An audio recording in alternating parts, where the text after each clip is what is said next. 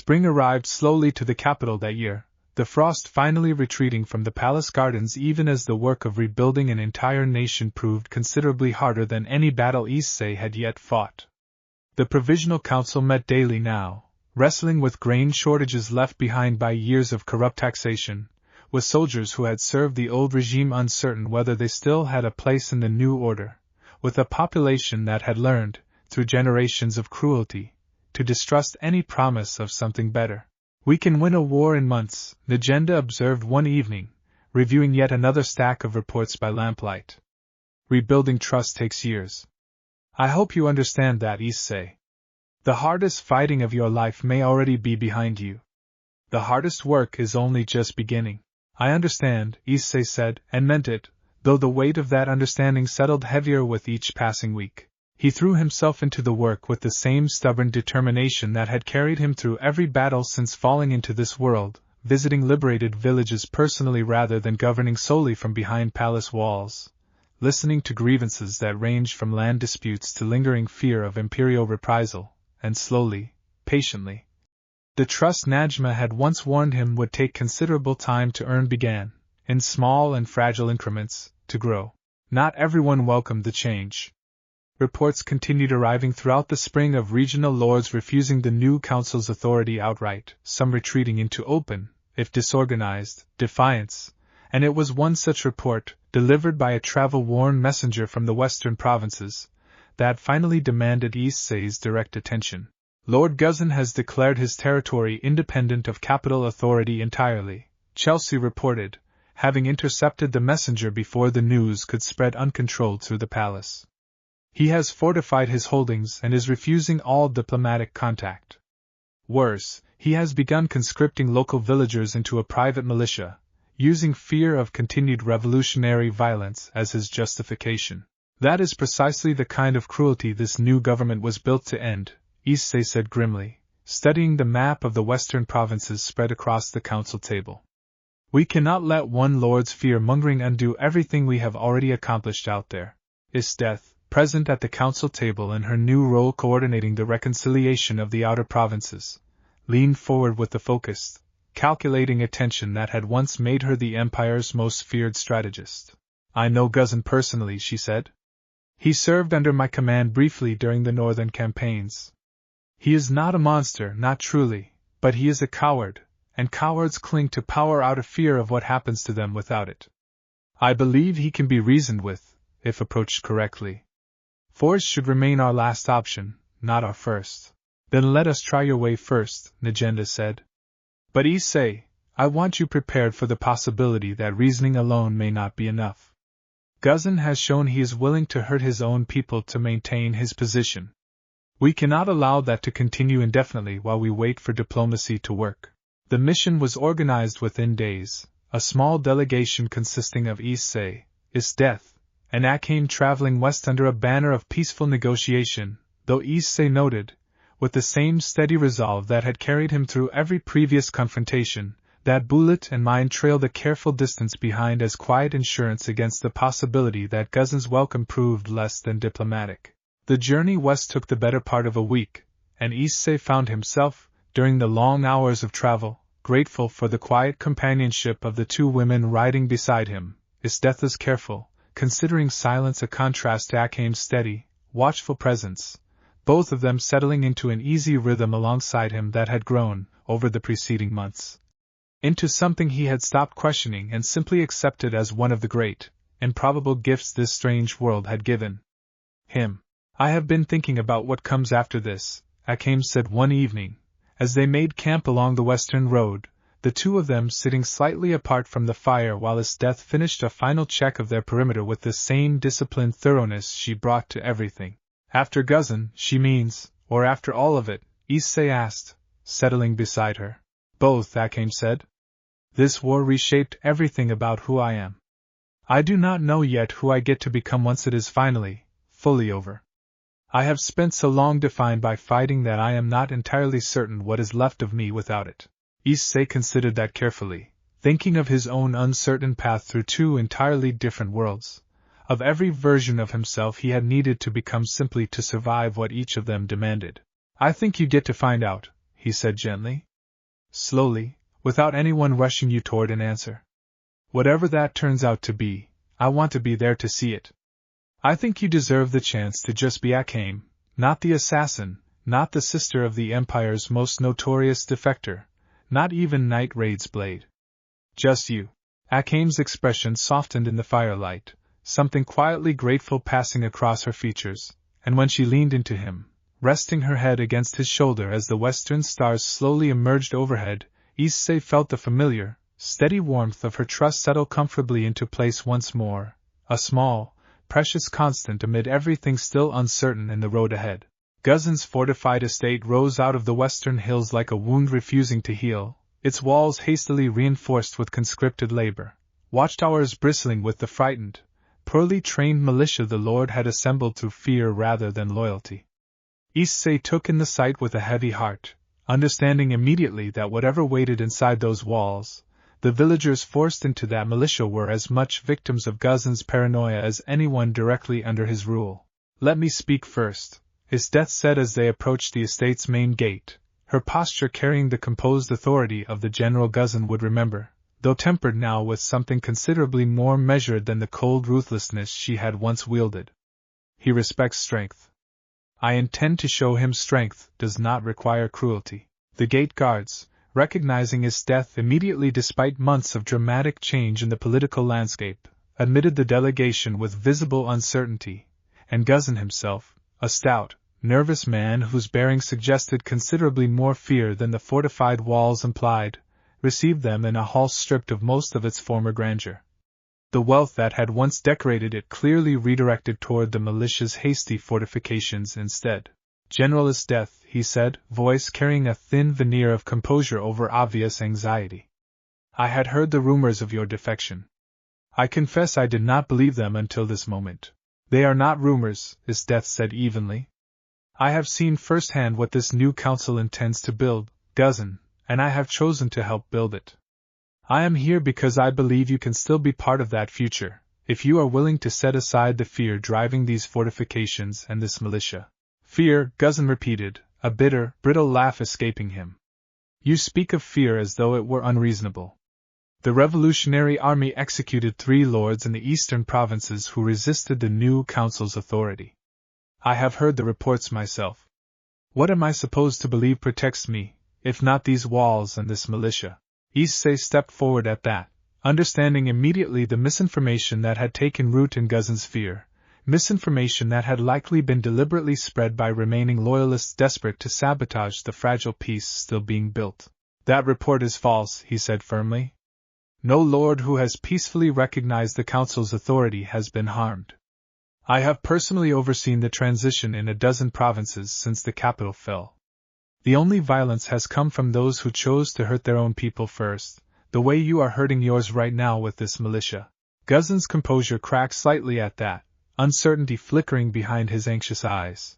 And you are the one they speak of, he said slowly, studying Issei with fresh, wary attention.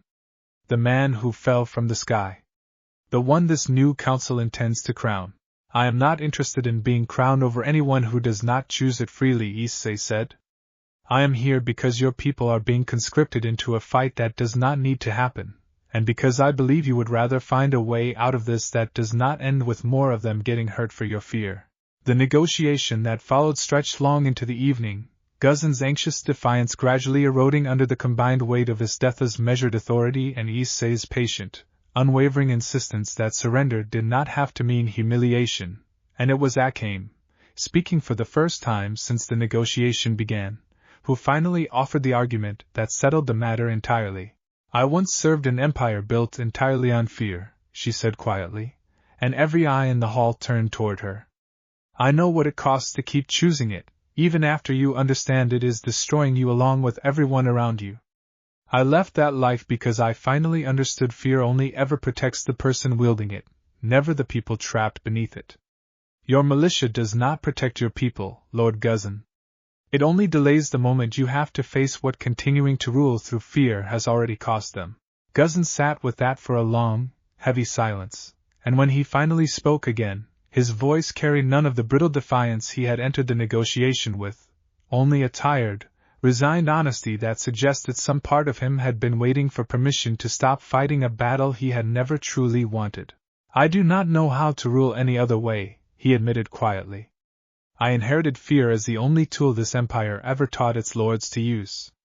If I recognize your council, if I disband this militia, I do not know what is left to hold my province together in its place." "Trust," Issei said simply. "It takes longer to build than fear does. But it lasts considerably longer too, once it takes root. I am not asking you to figure it out alone, Guzan.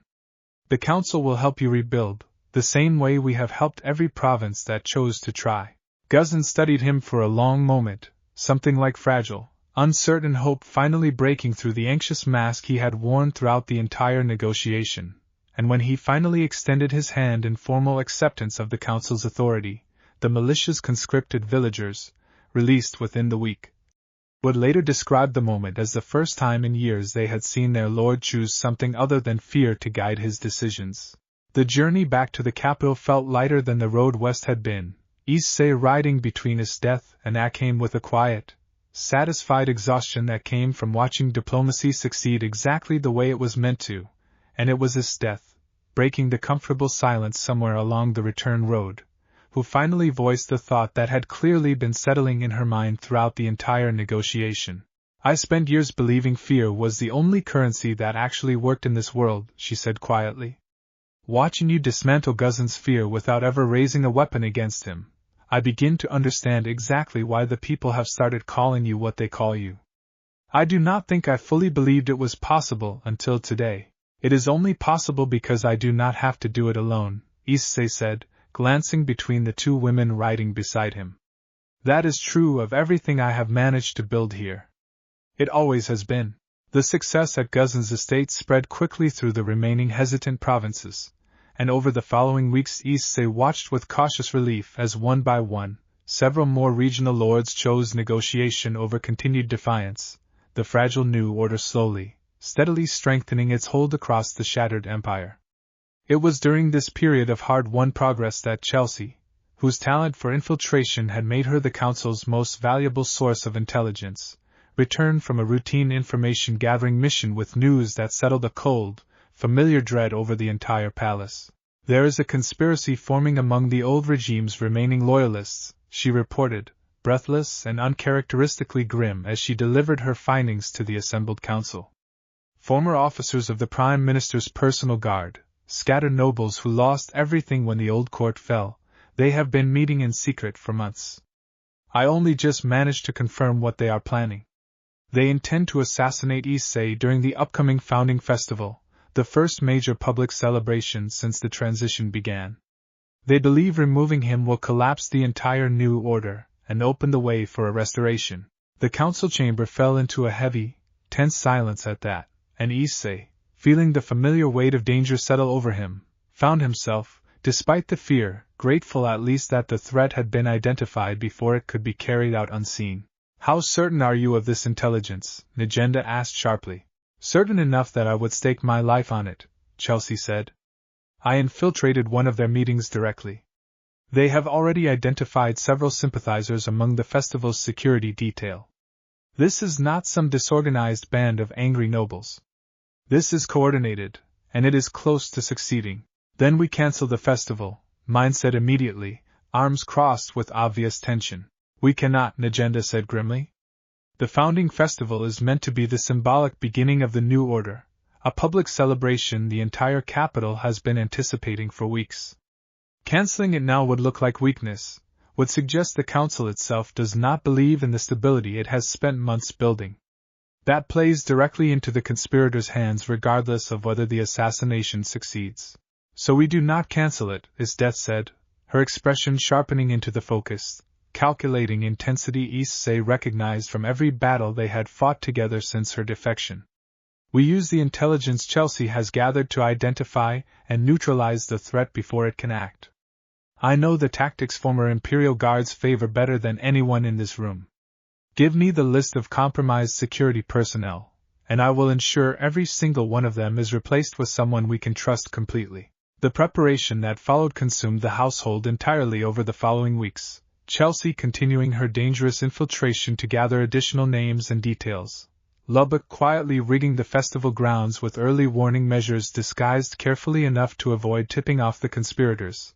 Esdeath overseeing a complete, covert overhaul of the festival's security detail that left the plotters, unbeknownst to them, working with compromised information at every turn. Issei, for his part, found himself torn between the practical necessity of the preparations and a deeper, more personal reckoning with the reality of the threat itself, the knowledge that his continued presence at the head of this new order had made him, permanently now, a target for anyone who resented what it represented. "I keep thinking about what happens if this does not work," he admitted to Akame one evening, the two of them reviewing the festival grounds map together for what felt like the 100th time. "Not just to me. To everyone who has staked their hope on this new order actually holding." "It will work," Akame said firmly, though the tightness in her voice betrayed her own fear underneath the confidence. "We have survived worse than a handful of bitter nobles clinging to a dead regime," Issei. "I do not intend to let this be the thing that finally takes you from us." "I know," Issei said, reaching for her hand. "I am not afraid for myself, exactly. I am afraid of what it would mean for everyone who has already given so much to build something better, if this ends in exactly the kind of violence we have spent this entire year trying to move past." Akame studied him for a long moment, something fierce and determined settling into her expression. "Then we make certain it does not," she said simply. "Whatever it takes."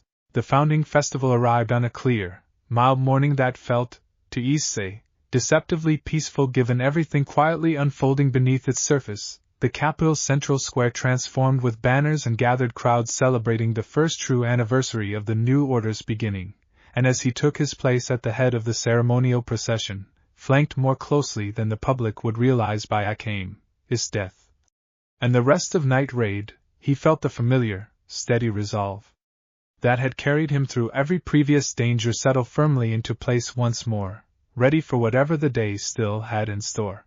The founding festival unfolded through its opening hours with the kind of joyful, hard-won celebration Issei had spent the entire year working to make possible, the central square packed with citizens who, only a year earlier, would never have dared gather so openly for anything, let alone a celebration of a government their old rulers would have called treason.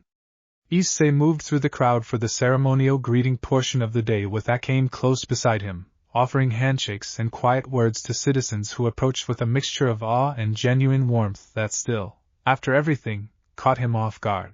It was mine, stationed on a rooftop overlooking the square with her rifle and a clear line of sight across the entire gathering, who spotted the first sign of trouble, her voice crackling urgently through the communication device Lubbock had rigged for exactly this contingency. "Movement near the eastern colonnade," she reported, tension sharpening her voice. 3 men, moving with purpose, not celebrating like everyone else around them. "I do not like this." Esdeath, positioned discreetly near the ceremonial platform, responded immediately, her trained eye already scanning the crowd with the same lethal focus she had once brought to battlefield command. "I see them," she confirmed. "Issei, do not react visibly. Continue the greeting line. We have this handled." The confrontation, when it came, erupted with a suddenness that shattered the festival's joyful atmosphere in an instant. The 3 men mine had spotted breaking from the crowd in a coordinated rush toward the ceremonial platform, blades drawn, and it was only the careful, covert positioning Esdeath had arranged over the preceding weeks that prevented the attack from reaching anywhere near its intended target. Bullet intercepted the first attacker before he had covered half the distance, his massive frame absorbing the man's charge and ending it in a single, decisive movement. Leone dropped from a nearby rooftop to cut off the second, her speed leaving him no chance to reach the crowd at all. The third man, more desperate and more skilled than his companions, very nearly broke through, and it was Akame, moving with the same fierce, protective speed she had shown since the very first night they met, who placed herself directly between Issei and the attacker's blade, ending the threat before it could draw close enough to matter. The surrounding crowd, understanding only that something violent had interrupted the celebration, surged into a confused, frightened panic, and it was Issei himself, raising his voice with a calm, steady authority he had spent an entire year of governance learning to project, who finally settled the gathering crowd before the chaos could spiral further. "You are safe," he called out, his voice carrying clearly across the square. This was the last desperate act of people who cannot accept that this empire no longer belongs to fear. It has already failed. Please stay calm. Nobody here is in further danger. The reassurance, backed by the visible, decisive efficiency with which Night Raid had already neutralized the threat, gradually settled the crowd's panic into something closer to shaken relief, and it was only once the immediate danger had fully passed that Issei allowed himself to process exactly how close the attack had come to succeeding, the adrenaline of the moment giving way to a trembling, delayed reaction that Akame caught and steadied without a word needing to pass between them. Chelsea's follow-up investigation over the following days confirmed that the three attackers represented only the most desperate, expendable fragment of the larger conspiracy, and though several additional conspirators were identified and apprehended in the weeks that followed, largely through intelligence Esdeath's restructured security network had gathered during the festival itself, the larger truth of the day settled slowly, meaningfully, across the capital. The new order had been directly attacked, in the most public setting imaginable, and it had not merely survived. It had held, decisively, without a single innocent life lost in the process. That evening, once the festival's shaken celebrations had finally resumed under considerably tighter security, Issei found himself gathered with the full team in a quiet side chamber away from the ongoing festivities, the adrenaline of the day still humming faintly beneath the surface of a relief too large to fully process all at once. "We almost lost you today," Akame said quietly, her hands still not having left his since the attack. "You did not," Issei said gently. "Because every single one of you made sure of it, the same way you always have. I am starting to think that is just what protecting each other looks like, in this family. Nobody carries it alone. Not even the danger." Esdeath, standing nearby with the same watchful intensity she had maintained throughout the entire day, allowed herself, for the first time since the attack, a small, genuine exhale of relief. "I do not think I have felt fear like that since long before my defection," she admitted quietly. "I spent years being the thing other people feared. I did not expect how much worse it would feel, being afraid for someone else instead. That is what it means to actually care about people, rather than just command them," Sheele said gently, and Esdeath, studying the quiet wisdom in the observation, nodded slowly, something like genuine gratitude settling into her expression. The household's mood gradually eased as the evening wore on, the shared, exhausted relief of surviving another impossible threat together slowly transforming into the same warm, grateful closeness that had carried them through every previous crisis, and Issei, sitting among the family that had once again proven willing to place themselves between him and every danger this strange, improbable life continued throwing at them, felt the same fierce, grateful certainty settle into his chest that had carried him through this entire remarkable year. Whatever else this new empire still had to overcome, however many conspiracies and reluctant lords and lingering wounds still waited to be healed, he understood, watching the people gathered around him in that quiet chamber, that he would never again have to face any of it without this family standing fully, fiercely beside him. The weeks following the founding festival brought a final, determined push to root out whatever remained of the Loyalist conspiracy, Chelsea's intelligence network working in close coordination with Esdeath's restructured security forces to trace the scattered remnants back to their source. It was Mine and Sheele, sent together to investigate a suspected safe house in the capital's old noble quarter, who ultimately uncovered the conspiracy's final, desperate stronghold. The building looked abandoned from the street, its windows boarded in the same manner as countless other properties left empty since the old regime's collapse, but Mine's sharp eye caught the telltale signs of recent occupation, fresh footprints in the dust of an otherwise neglected entryway, the faint smell of oil from recently maintained weapons. "Someone is definitely still here," she murmured, and Sheele, scissors already in hand, nodded her agreement, the two of them moving into the building with the same careful, practiced coordination that had defined their partnership since Mine's own hesitant, guarded early days in the household. They found 6 remaining conspirators inside, the last true holdouts of the old regime's desperate final gambit, and though the confrontation that followed was brief, the men having neither the numbers nor the coordination to mount any real resistance against 2 of Night Raid's most capable fighters, it was not without its dangers. One desperate conspirator very nearly landing a blow against mine before Sheele's scissors intervened decisively. That was too close, Sheele said afterward, checking mine over with visible concern once the last of the conspirators had been subdued and secured for the council's custody. I had it handled, mine protested, though the slight tremor in her voice betrayed how genuinely close the exchange had actually come. Sheele's expression softened, and she reached out, gently squeezing mine's shoulder with the same quiet warmth she had once offered Issei during his own early, uncertain days in the household. I know you had it handled, she said. That does not mean I am not allowed to worry about you anyway. We look out for each other here. That has not changed just because you have gotten stronger. Mine's guarded composure cracked slightly at that, something grateful and genuinely moved passing across her sharp features before she nodded, accepting the sentiment without further argument, and the two of them made their way back toward the palace with the captured conspirators in tow, the final significant threat to the new order's stability finally, fully neutralized. Negenda received the news with visible, if characteristically understated, relief, the council chambers mood lightening considerably once Chelsea's final confirmation arrived that no further organized resistance remained active within the capital or its surrounding provinces. This does not mean the work is finished, she cautioned, even as the rest of the household allowed themselves a genuine measure of celebration that evening.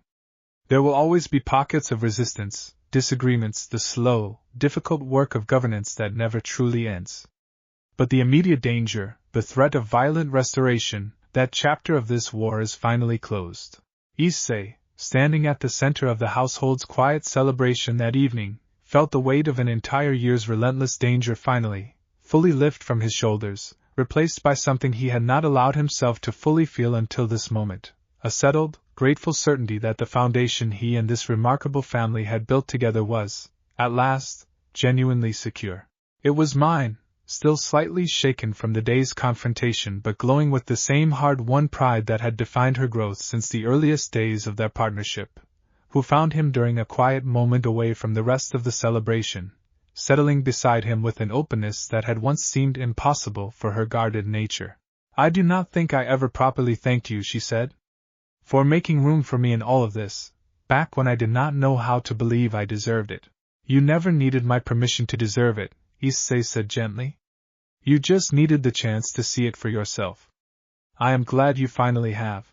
Mine's answering smile was soft and genuine, and when she leaned into him, resting comfortably against his side the way Leone and Akame so often did, Issei felt the quiet, steady warmth of a family fully, completely whole settle around him once more, every hard-won relationship within it a testament to exactly how far trust could carry people who chose, again and again, to build something worth protecting together. With the last of the conspiracy dismantled and the new order finally settling into a genuine, hard-won stability, Issei found himself, for the first time since falling into this world, granted the rare gift of unhurried time, weeks passing without the constant, grinding urgency of war or immediate political crisis demanding his complete attention. It was during this welcome quiet that he found himself thinking, more and more, about the future he wanted to build now that the fighting had finally, truly given way to the harder, gentler work of simply living. He found Akame on the palace grounds one clear spring evening, tending, with characteristic quiet focus, to a small garden she had begun cultivating in a corner of the courtyard that had once served as their sparring ground, the same patch of earth where she had first taught him to fight with purpose rather than simply raw strength. You have been thoughtful lately, she observed, not looking up from the young plants she was carefully watering. More than usual, even for you. I have been thinking about what I actually want, now that we are not simply trying to survive the next crisis, Issei admitted, settling onto the low stone bench beside her garden. I know what this past year has asked of all of us. I know what we have built together, out of everything that should have destroyed us instead. I do not want to keep treating that as something temporary, something we simply endure until the next danger arrives. Akame finally looked up at that, something careful and searching in her dark eyes. What are you asking, Issei? She said quietly. Issei reached into his coat, producing a small, simply carved ring he had commissioned weeks earlier from one of the capital's finest craftsmen, the design deliberately understated, more meaningful for its simplicity than any elaborate jewel could have conveyed. I am asking you to let this be permanent, he said, his voice steady despite the nervous, hopeful pounding of his heart. Not just something we survive together.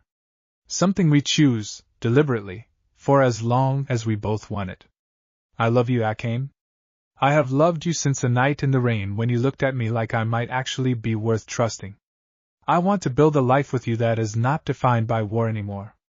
I want you to be my wife. Akame stared at the ring for a long, suspended moment, her careful composure cracking entirely, and when she finally looked up at him, her dark eyes were bright with an emotion she rarely allowed herself to show so openly. Yes, she said, the single word carrying the full, fierce weight of everything they had survived together. Yes, Issei. I want that more than I have ever let myself want anything. He slid the ring gently onto her finger, and when she pulled him into a fierce, unguarded embrace, Issei felt the last of his own careful nervousness dissolve entirely into pure, grateful joy, the two of them holding each other in the quiet, blooming garden as the spring evening settled softly around them. I have one more thing to ask you, he said eventually, once the first overwhelming rush of joy had settled into something steadier. Akame pulled back slightly, studying him with curious, careful attention. You already know what this family has become, Issei said carefully, choosing his words with deliberate honesty. What it is likely to keep becoming. I do not want to build a future with you that pretends the rest of them do not matter just as much. I love you completely, Akame. I also love Leone, and mine has become someone I cannot imagine my life without, and whatever is growing with Esdeath feels every bit as real as what I feel for you. I am not asking you to simply accept that as something you tolerate. I am asking whether you can imagine a family built around all of it, honestly, with your blessing rather than despite your reservations. Akame considered the question with the same careful, deliberate thoughtfulness she brought to everything that mattered, and when she finally answered, her voice carried none of the old wariness that had once colored every mention of his death, only a quiet, settled certainty that had clearly been building for months. I have watched you build this family one impossible relationship at a time, she said. I have watched how carefully you treat every single one of us, how none of us has ever had reason to doubt where we stand with you. I do not want a life with you that requires anyone else to disappear to make room for me. I have already made peace with that, Issei. I made my peace with it the night I let Esdeath sit on that rooftop beside us without walking away. Something warm and profoundly grateful settled into Issei's chest at her answer, and he pulled her close once more, the two of them sitting together in the quiet garden as the last light of evening faded slowly toward the emerging stars. The promise between them settled now with a permanence that felt, after everything this strange, improbable year had demanded, like the truest victory of the entire war. News of Akame's engagement spread through the household with a warmth that surprised even Issei, the family gathering that evening in a spontaneous celebration that carried none of the wary uncertainty he had half expected given everything still unspoken among the rest of them. It was Esdeath, notably quiet throughout the evening's celebration despite her obvious happiness for Akame, who Issei finally found alone on the palace's eastern balcony once the gathering had begun to wind down, staring out at the star-scattered sky with an expression he had learned, over the preceding months, to recognize as careful, guarded uncertainty. You have been quiet tonight, he said, joining her at the railing. I am happy for her, Esdeath said, and the sincerity in her voice was unmistakable. Genuinely. I also find myself uncertain of my own place in whatever this family is becoming now that it has begun making things formal. I have spent my entire life being feared, then briefly being tolerated, then slowly, improbably, being welcomed. I do not know what comes after welcomed, Issei. I am not certain I know how to want it without also fearing I do not deserve it. Issei turned to face her fully, taking both her hands in his with the same careful, deliberate gentleness he had used since the very first night she had shown him genuine vulnerability on this same rooftop. You deserve it, he said firmly. Not because of anything you have done to earn it since your defection, though you have done more than enough of that too. You deserve it because the version of you sitting here right now, uncertain and honest and finally free of the fear that used to define everything about you, that is exactly the person I fell for. I am not asking you to simply be tolerated in this family, Esdeath. I am asking you to be part of it, completely, the same as Akame, the same as Leone and mine. If you want that, Esdeath's composure, so carefully maintained through every previous conversation between them, finally, fully broke, and when she looked up at him, her frost-blue eyes carried an unguarded vulnerability that felt, in this quiet moment, like the truest version of herself she had ever allowed him to see. "I want that more than I have ever wanted anything in my entire life," she admitted, voice trembling with an honesty that clearly cost her considerable courage to offer. "I did not know how to want something gentle until you showed me it was possible. I do not know how to ask for it properly. I only know that I do not want to imagine a version of my future that does not include this family, and you, at the center of it." "Then ask me anything you want," Issei said gently. "I promise you I already know the answer." "Will you have me?" Esdeath said quietly, the question carrying none of her old predatory confidence, only fragile, genuine hope. "Not as a conquest, not as something I have finally won through strength. As myself, exactly as I am now." "Yes," Issei said without hesitation, pulling her into a gentle embrace that she melted into with a vulnerability that would have seemed impossible from the woman who had once frozen him solid in a forest clearing. "Yes, completely, exactly as you are."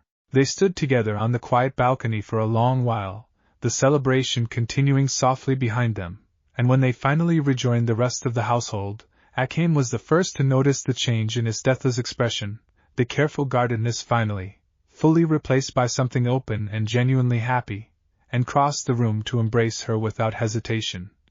A wordless welcome that carried the full weight of everything the two women had built together since that first uneasy truce. In the courtyard, the evening that followed unfolded into a celebration that felt, to Issei, like the truest culmination of everything this remarkable year had built, Leone and mine both drawing him aside at separate quiet moments to offer their own quiet, genuine affirmations of exactly where they stood within this improbable, growing family. Promises made not with formal rings or ceremony but with the same steady, unguarded honesty that had carried every relationship in this household from uncertain beginning to hard-won trust. "I am not in a hurry for rings and ceremonies," Leone told him with her usual easy grin, though something softer and more genuine lingered beneath it. "I just wanted you to know I am not going anywhere either. Whatever this becomes, count me in for all of it." Mine, characteristically more reserved in her declaration, simply took his hand and held it a long moment, the gesture saying more than words easily could have. Sheele, watching the evening's quiet celebrations unfold with her usual gentle warmth, finally voiced the thought that seemed, to Issei, to capture everything this improbable year had ultimately been about. "I think this is what the Empire actually needed all along," she said quietly, watching the family gathered together in easy, hard-won joy. "Not a king who rules through fear or even through strength alone. Someone who understood that the truest kind of strength is choosing, over and over, to build something worth protecting, together."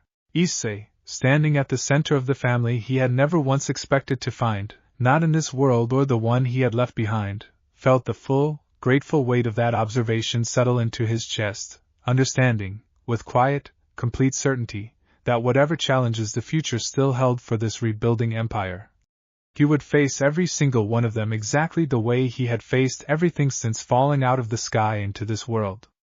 Surrounded by people who had chosen him, fully and completely, the same way he had chosen every single one of them in return. The announcement of Issei and Akame's engagement, and the broader, unconventional shape of the family being formally welcomed alongside it, spread through the capital within days, and Issei found himself bracing for the kind of scandal or resistance such news might have provoked under the old regime's rigid, hierarchical customs. Instead, to his quiet, grateful surprise, the news was received throughout the liberated provinces with something closer to genuine celebration, the story of a king who had built his family through choice and loyalty rather than politics or coercion, fitting neatly into the same hopeful mythology that had carried the new order through its most difficult early months. "The people do not just see a ruler in you," Najma observed during a council session weeks later, her tone carrying the same practical, weathered wisdom she had offered since their very first meeting. "They see proof that the things this empire spent generations telling them were impossible, trust, loyalty freely given rather than extracted through fear, might actually be worth believing in again. Your family has become part of that story now, whether any of you intended it to." We did not build this family to be a story, Akame said, a note of protective care in her voice as she considered the weight of public attention now settling around everyone she loved. No, Najma agreed. But sometimes the truest stories are simply the ones people needed to see were possible. Let them have this one. It has done more to heal this empire's wounds than any policy the council has passed all year. The preparations for the wedding itself began in earnest as summer approached, the household drawn together in the unfamiliar, joyful chaos of planning a celebration meant to honor not just Issei and Akame's union, but the entire remarkable family that had grown up around it. Leone threw herself into the planning with characteristic, boisterous enthusiasm, dragging a bemused Esdeath into debates over floral arrangements that the former general approached with the same disciplined seriousness she had once reserved for military strategy. Sheele quietly ensured every detail carried genuine meaning rather than empty ceremony, and mine, despite her protests that she had no interest in such frivolous matters, was discovered more than once sketching potential designs late into the evening with far more care than her dismissive complaints suggested. Jerome, settling more fully into the household with each passing month, found herself drawn gradually into the joyful preparations as well, her growing friendship with Chelsea providing a steady, gentle anchor as she continued healing from years of isolation the Empire's cruelty had once inflicted upon her.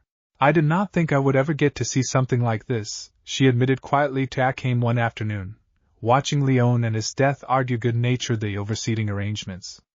A family actually choosing each other. Not out of obligation, or fear, or survival. Just because they want to. You get to have this too, Akame told her gently. Whenever you are ready for it. This family has room for exactly as much joy as everyone in it is willing to build together.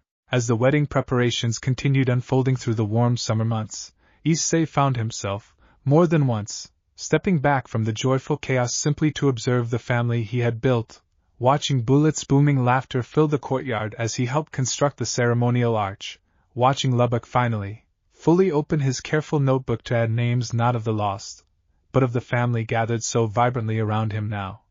Watching Agenda, ever practical, quietly ensuring every logistical detail of the growing celebration proceeded without incident, her own rare, genuine smile a testament to how far this improbable journey had carried all of them. He thought, often during those quiet observational moments, of the frightened, disoriented young man who had woken up alone in the mud outside a burning village barely more than a year earlier, uncertain of everything except the instinct to help a stranger in danger, and felt a deep, settled gratitude for every impossible turn that had led him from that uncertain beginning to this. A family built not from convenience or circumstance, but from deliberate, hard-won choice, renewed every single day by every single person who had decided, again and again, that this strange, improbable life was worth building together. The Empire's future still held challenges yet unwritten, provinces still healing, wounds still requiring the patient, careful work of genuine reconciliation rather than simple conquest. But as the summer deepened and the wedding preparations continued their joyful, chaotic momentum, Issei Hyoudou understood, with complete and grateful certainty, that whatever the future still demanded of this new empire, and of the remarkable family he had built at its center, they would face it exactly as they had faced everything since that first rain-soaked night in a burning village, together, and without a single doubt that it was worth every impossible step that had brought them here.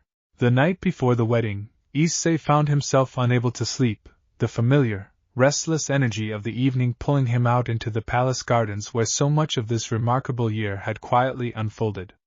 He was not entirely surprised to find he was not alone.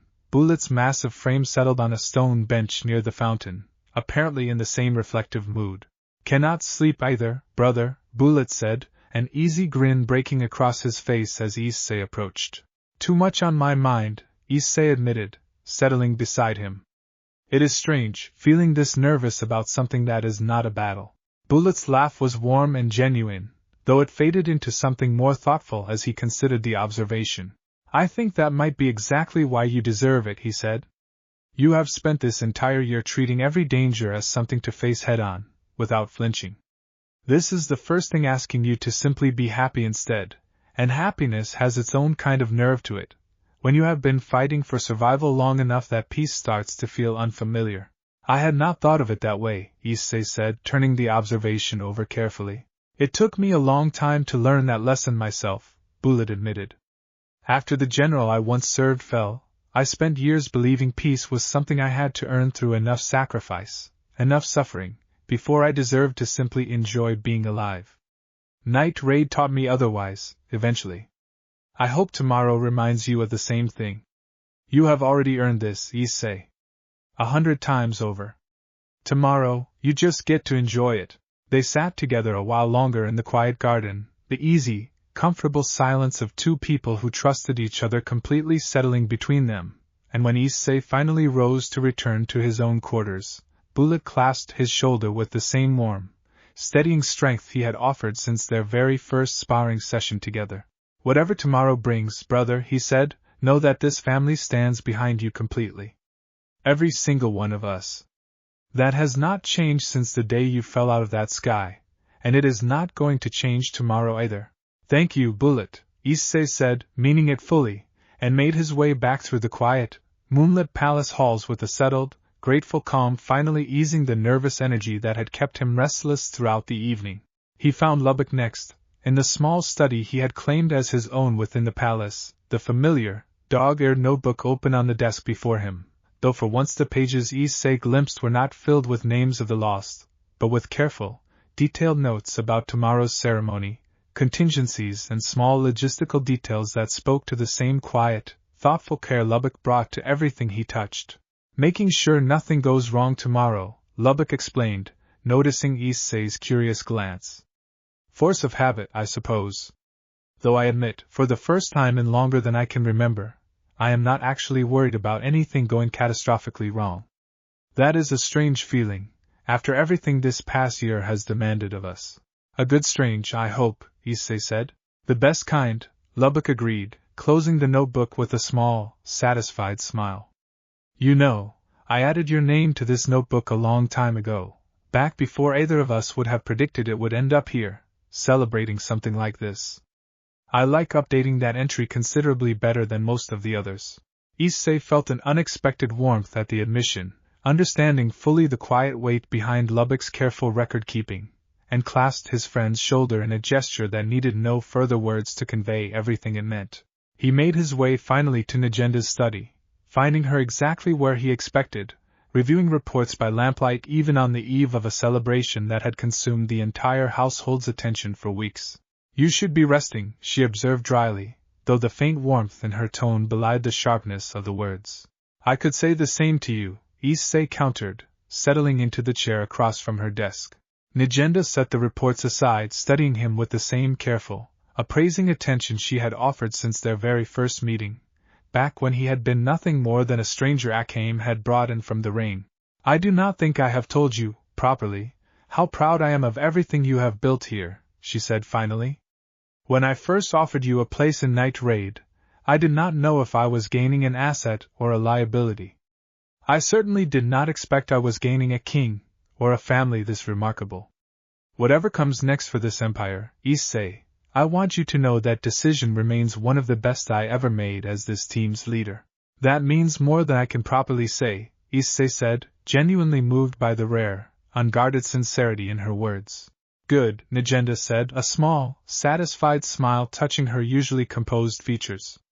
Now go get some rest.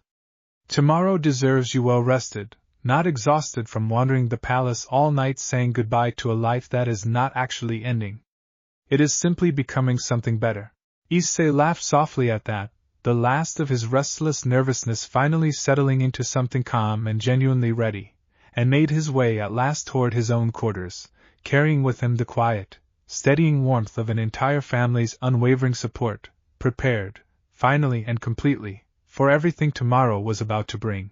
The wedding day dawned clear and warm, the palace gardens transformed overnight into a celebration that drew together every strand of the remarkable year that had led to this moment, revolutionary soldiers standing alongside former imperial officers, liberated villagers mingling with council members, the entire, improbable tapestry of a rebuilding empire gathered to witness a union that had, in its own quiet way, become as much a symbol of the new order's promise as any policy or proclamation.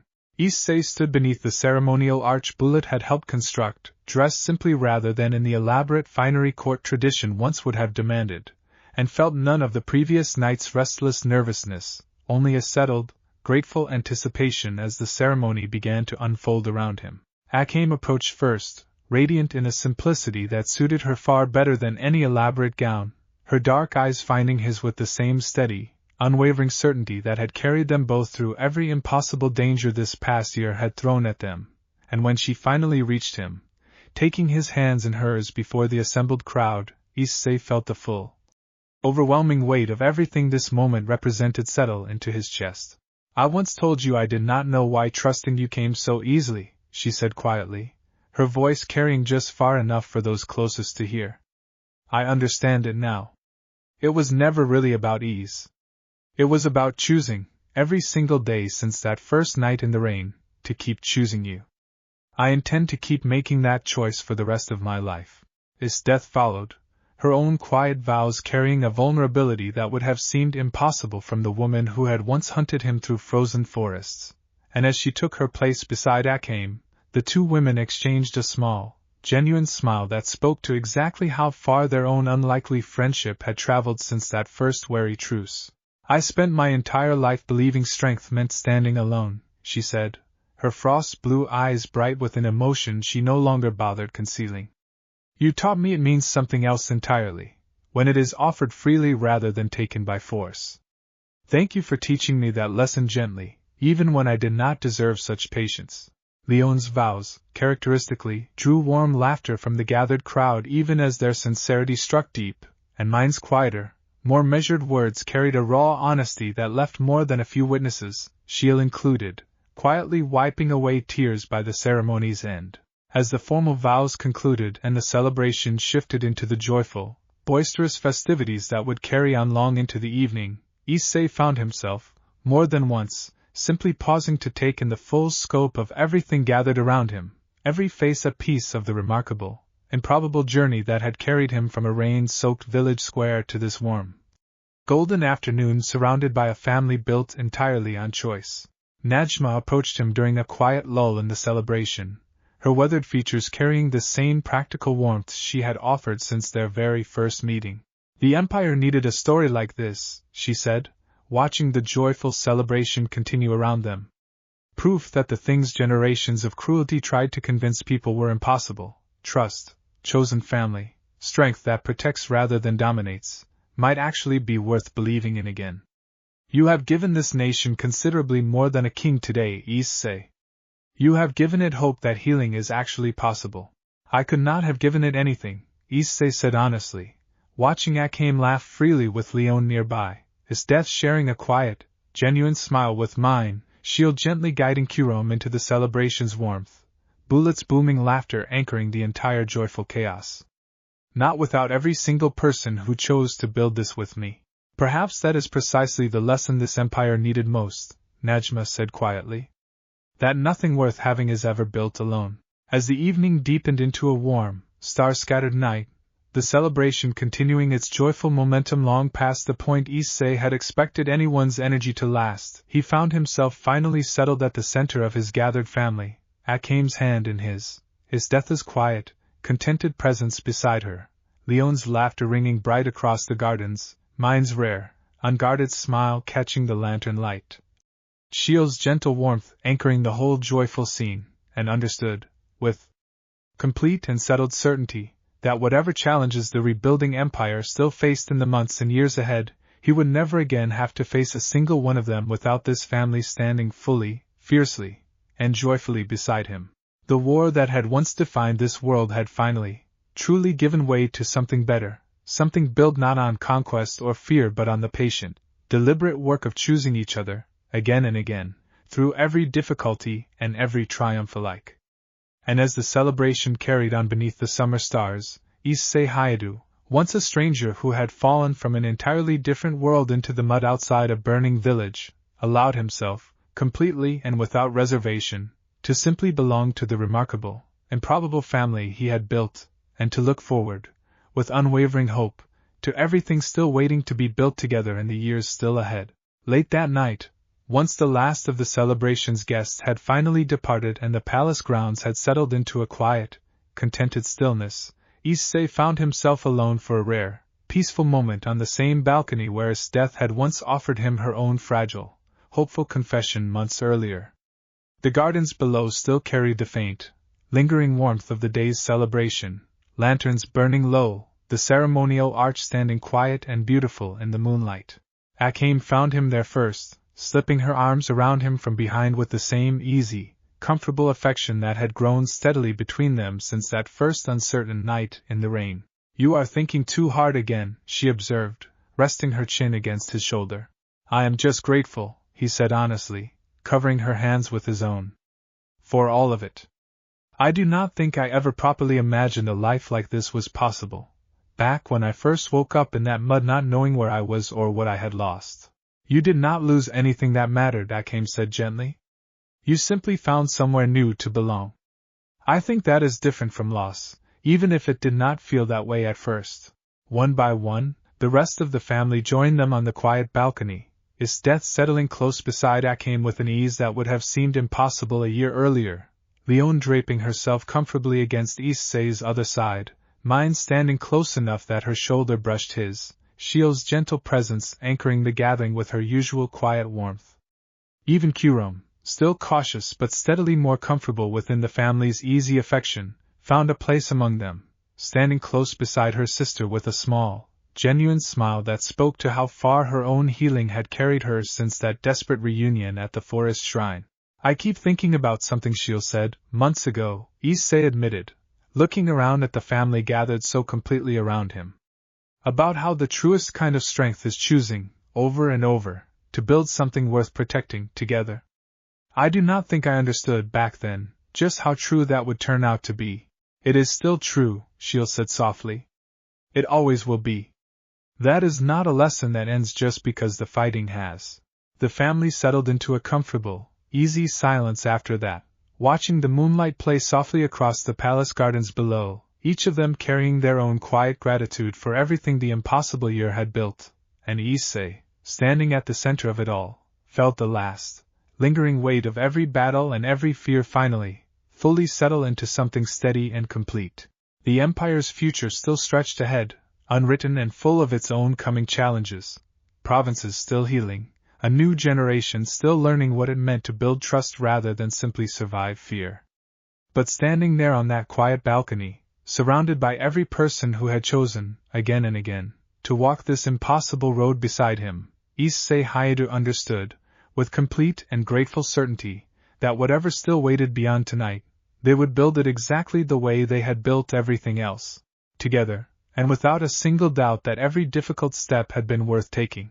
Bulet's voice carried up from the gardens below, calling everyone down for one last toast before the household finally allowed itself to rest, and the family drifted from the balcony together, laughing softly at some remark of Leone's that Issei only half caught, the warm, easy chaos of belonging settling comfortably around all of them as they made their way down to join the others. Nigenda waited near the fountain with a tray of drinks she had clearly been saving for exactly this quiet, private moment, and once everyone had gathered, she raised her glass with the same understated dignity she brought to every decision that mattered. "Tonight, Raid," she said simply. "To the family we built out of a war none of us chose, and to whatever we choose to build next, together." "To family," Bulet echoed, his booming voice warm with genuine feeling, and one by one the rest of the household raised their own glasses, the toast passing quietly around the circle until it reached Issei last, standing at the center of everyone who had made this impossible, improbable life worth living. He looked around at each of them in turn, Akame's steady certainty, Esdeath's hard-won gentleness, Leone's unshakable warmth, mine's fierce loyalty, Sheele's quiet wisdom, Kurom's fragile, healing hope, and the whole remarkable family that had gathered around a stranger who fell out of the sky and somehow, against every reasonable expectation, found exactly where he belonged. "To all of you," he said finally, his voice steady with a full year's worth of gratitude. "For every impossible choice that brought us here. I would not trade a single one of them." The toast settled into warm, easy laughter and quiet conversation as the evening finally wound down toward rest, and long after the gardens had emptied and the palace had settled into peaceful stillness, The promise of that toast lingered in the summer air, a family built not from circumstance but from deliberate, hard-won choice, ready to carry that same quiet, fierce devotion into whatever the years still ahead had waiting for them. The months following the wedding settled into a rhythm gentler than anything Issei had known since falling into this world, the household's fierce, hard-won peace finally given room to simply exist without the constant shadow of war or conspiracy pressing against every quiet moment. The council continued its steady work of rebuilding, provinces slowly healing under policies built on patience rather than fear, and for the first time in over a year, Issei found himself waking each morning without the immediate, gnawing question of what danger the day might demand he face. He spent that early autumn traveling the provinces with Akame at his side, not as a king dispensing judgment from behind palace walls, but as something closer to what Najma had once envisioned, a living reminder that the new order intended to keep its promises. They visited the western estate where Lord Gezin, freed from the fear that had once defined his rule, had begun rebuilding his province's trust in genuinely remarkable ways, the former militia now serving as a volunteer defense force answerable to the villages themselves rather than to any single lord's paranoia. "You did this," Akame said, watching children play freely in a market square that, only a year earlier, had been patrolled by frightened conscripts. "We did this," Issei corrected gently, and Akame's small, private smile told him she understood exactly what he meant. It was during this same journey, in a quiet inn along the western road, that Akame first mentioned the possibility that would come to define much of the following year, her voice carrying a careful, hopeful uncertainty Issei had rarely heard from her. "I have been thinking about children," she admitted one evening, watching the fire rather than meeting his eyes directly. "I never let myself imagine that kind of future, before all of this. Assassins do not typically plan for it. But I find myself wanting it now, more than I expected to." Issei reached for her hand, warmth blooming in his chest at the quiet vulnerability of the admission. "I want that too," he said honestly. "Whenever you are ready. There is no rush to any of it." Akame's answering smile was soft and genuine, and the conversation that followed, gentle and unhurried, marked the beginning of a new chapter neither of them had dared imagine during the desperate uncertainty of the war, one built not on survival but on the quiet, deliberate hope of a future worth growing into. Back at the palace, the rest of the household navigated their own version of this same gentle transition. Esdeath, freed from the constant demands of security coordination now that the conspiracy had been fully dismantled, found herself, to her own visible surprise, drawn toward teaching, offering combat instruction to a new generation of soldiers who trained under her guidance without ever needing to fear her the way an entire empire once had. Leone threw herself into establishing informal networks of support throughout the capital's poorer districts, her natural warmth and fearless energy making her, in her own words, considerably better suited to helping people than to sitting quietly behind a desk. Mine, surprising everyone including herself, discovered a genuine talent for weapons craft, spending long hours in a workshop she had claimed for herself, refining designs that would eventually help modernize the Revolutionary Army's remaining defensive forces. Sheele continued her quiet work supporting the households and orphanages that had sprung up throughout the liberated provinces, her gentle wisdom proving invaluable to children who had lost everything to the old regime's cruelty.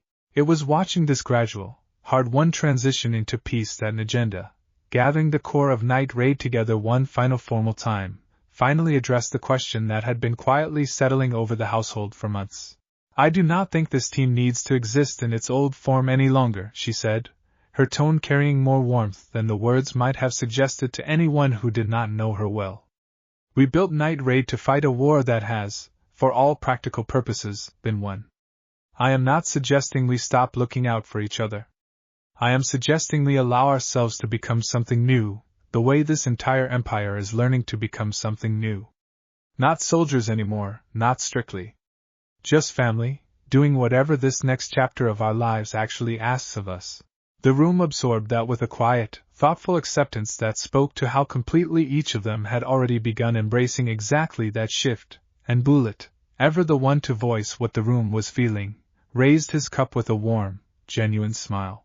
"To whatever comes next," he said simply, and the toast that followed carried none of the old, grim determination that had once defined every gathering of this fierce, hard-won family, only the settled, grateful warmth of people who had finally, truly earned the peace they were choosing to build together. The first sign that something beyond the ordinary concerns of governance was stirring came on a cold, clear night nearly a year into the new order's steady peace, when Lubbock, conducting a routine patrol along the forest paths that had once concealed Night Raid's original hideout, returned to the palace with a report that unsettled even Nagenda's usually unshakable composure. "There is a light in the sky above the old hideout," he said, breathless from the run back to the capital. "Not fire. Not lightning. It looks like the description Issei once gave of how he arrived here." Issei felt something cold and complicated settle in his chest at the words, memories of that first disorienting fall through light and silence rushing back with a vividness he had not expected after so long building a life on this side of it. "I need to see it," he said immediately, and within the hour a small party, Issei, Akame, Esdeath, and Lubbock, made their way through the familiar forest paths toward the site of the strange phenomenon. They found it exactly as Lubbock had described, a faint, shifting tear in the air above the clearing where the old hideout still stood, its abandoned halls now serving as a training outpost for Esdeath's new generation of soldiers, the light pulsing with an unstable, uncertain rhythm that Issei recognized, with a lurch of memory, from the very night his old world had first thrown him into this one. "Is this how you arrived?" Akame asked quietly, watching the strange light with careful, wary attention. "Something like this," Issei said. "Though it was larger, and it did not linger like this. This looks unstable.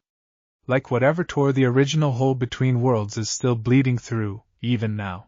The rift remained for 3 days, shrinking and pulsing unpredictably, and though Nagenda's council debated at length whether to attempt any kind of investigation, it was ultimately Issei himself who made the decision that would carry the greatest personal weight, approaching the unstable tear alone on the third night, driven by a need to understand exactly what it meant for the family he had built on this side of it. He did not step through, in the end, some careful, disciplined instinct holding him back from a risk he could not fully calculate the cost of, but he came close enough to sense, faintly, something achingly familiar carried on the strange, shifting air, a fragment of magic he recognized from his old world, distinct and unmistakable even after everything this new life had layered over the memory of it. "It is Rias," he said quietly, when he finally returned to where Akame and Esdeath waited a careful distance away, his voice carrying an emotion neither of them had heard from him before, not quite grief, not quite hope, something complicated and raw caught between the two. "I do not know how, but I think some part of what happened that night, the dimensional tear that threw me here, I think it might still be connected to something on the other side. I think she might be looking for me." Akame's expression carried careful, deliberate steadiness, though Issei did not miss the flicker of old uncertainty beneath it, the quiet fear of a life she had built with him potentially colliding with a world and people he had never fully stopped carrying with him. "What do you want to do?" she asked gently. Issei considered the question with the same careful honesty he brought to every difficult choice this world had demanded of him, thinking of Rias, of Asia, of everyone he had left behind without meaning to on the night this entire journey began, and thinking, in the same breath, of Akame's steady loyalty, of Esdeath's hard-won gentleness, of every impossible, precious thing he had built in the years since. "I want to understand what this is," he said finally.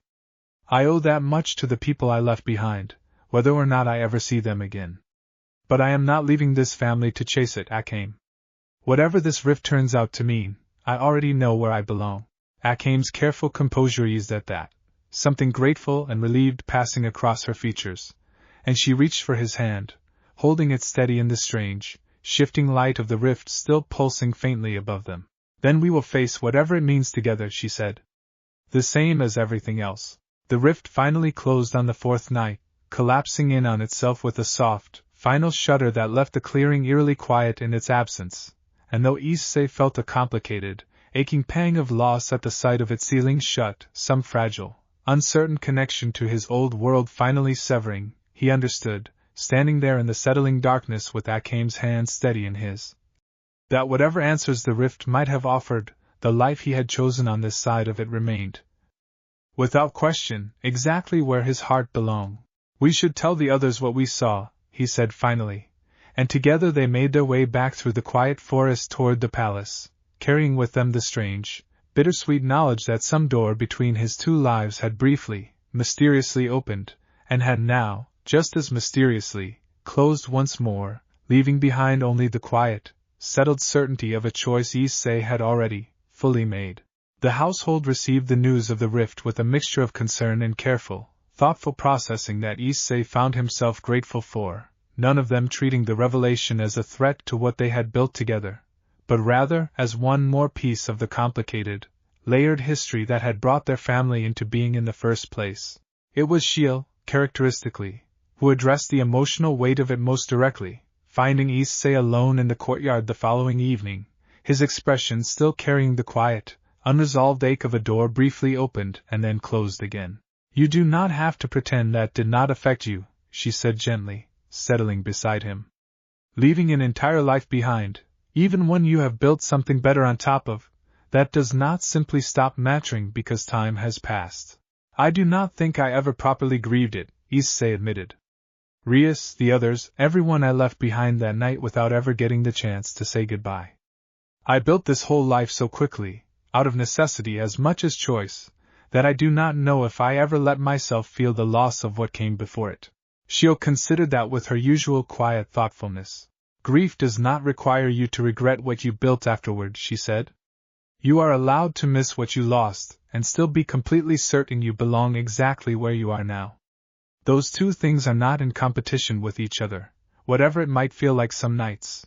Issei let that settle, grateful again for the particular, gentle wisdom Sheele so often offered when he needed it most, and found himself, over the following days, allowing that unresolved grief the space it had long been quietly denied, sharing memories of his old world with Akame during quiet evenings, of Rias's fierce loyalty and Asia's gentle kindness, and the found family he had built in Ko long before this world had ever asked anything of him. "I think I would have liked her," Akame said one evening, after Issei had finished recounting a particularly vivid memory of Rias's stubborn determination during one especially difficult fight. "Rias, I mean. She sounds like someone who understood the same things about protecting people that you do." "I think you would have too," Issei said honestly. "I hope, wherever she is, that she found her own kind of peace, the same way I found mine here." Esdeath, listening quietly from where she sat nearby, offered her own careful, considered observation once Issei had finished. "It is a strange thing, to build a life you love out of a loss you did not choose," she said. "I understand that better than I once expected to. I lost the person I might have been, in some sense, the night I chose to leave the Empire's fear behind. I do not regret it. I still, occasionally, grieve who I was becoming before that choice changed everything. That grief does not make either of us less certain about what we chose instead," Issei said, and Esdeath's small, grateful smile told him she understood exactly the reassurance he meant to offer. The household's collective processing of the rift's brief, mysterious appearance gradually settled into something quieter and more integrated over the following weeks, the strange, aching wonder of that connection to his old world becoming simply one more thread woven into the complicated, remarkable tapestry of Issei's life rather than an open wound demanding resolution. And it was during this same period of quiet reflection that Chelsea, ever alert to the practical implications of anything unusual, raised a concern the rest of the household had not yet fully considered. "If that rift opened once," she said during a council session weeks later, "what stops something similar from happening again?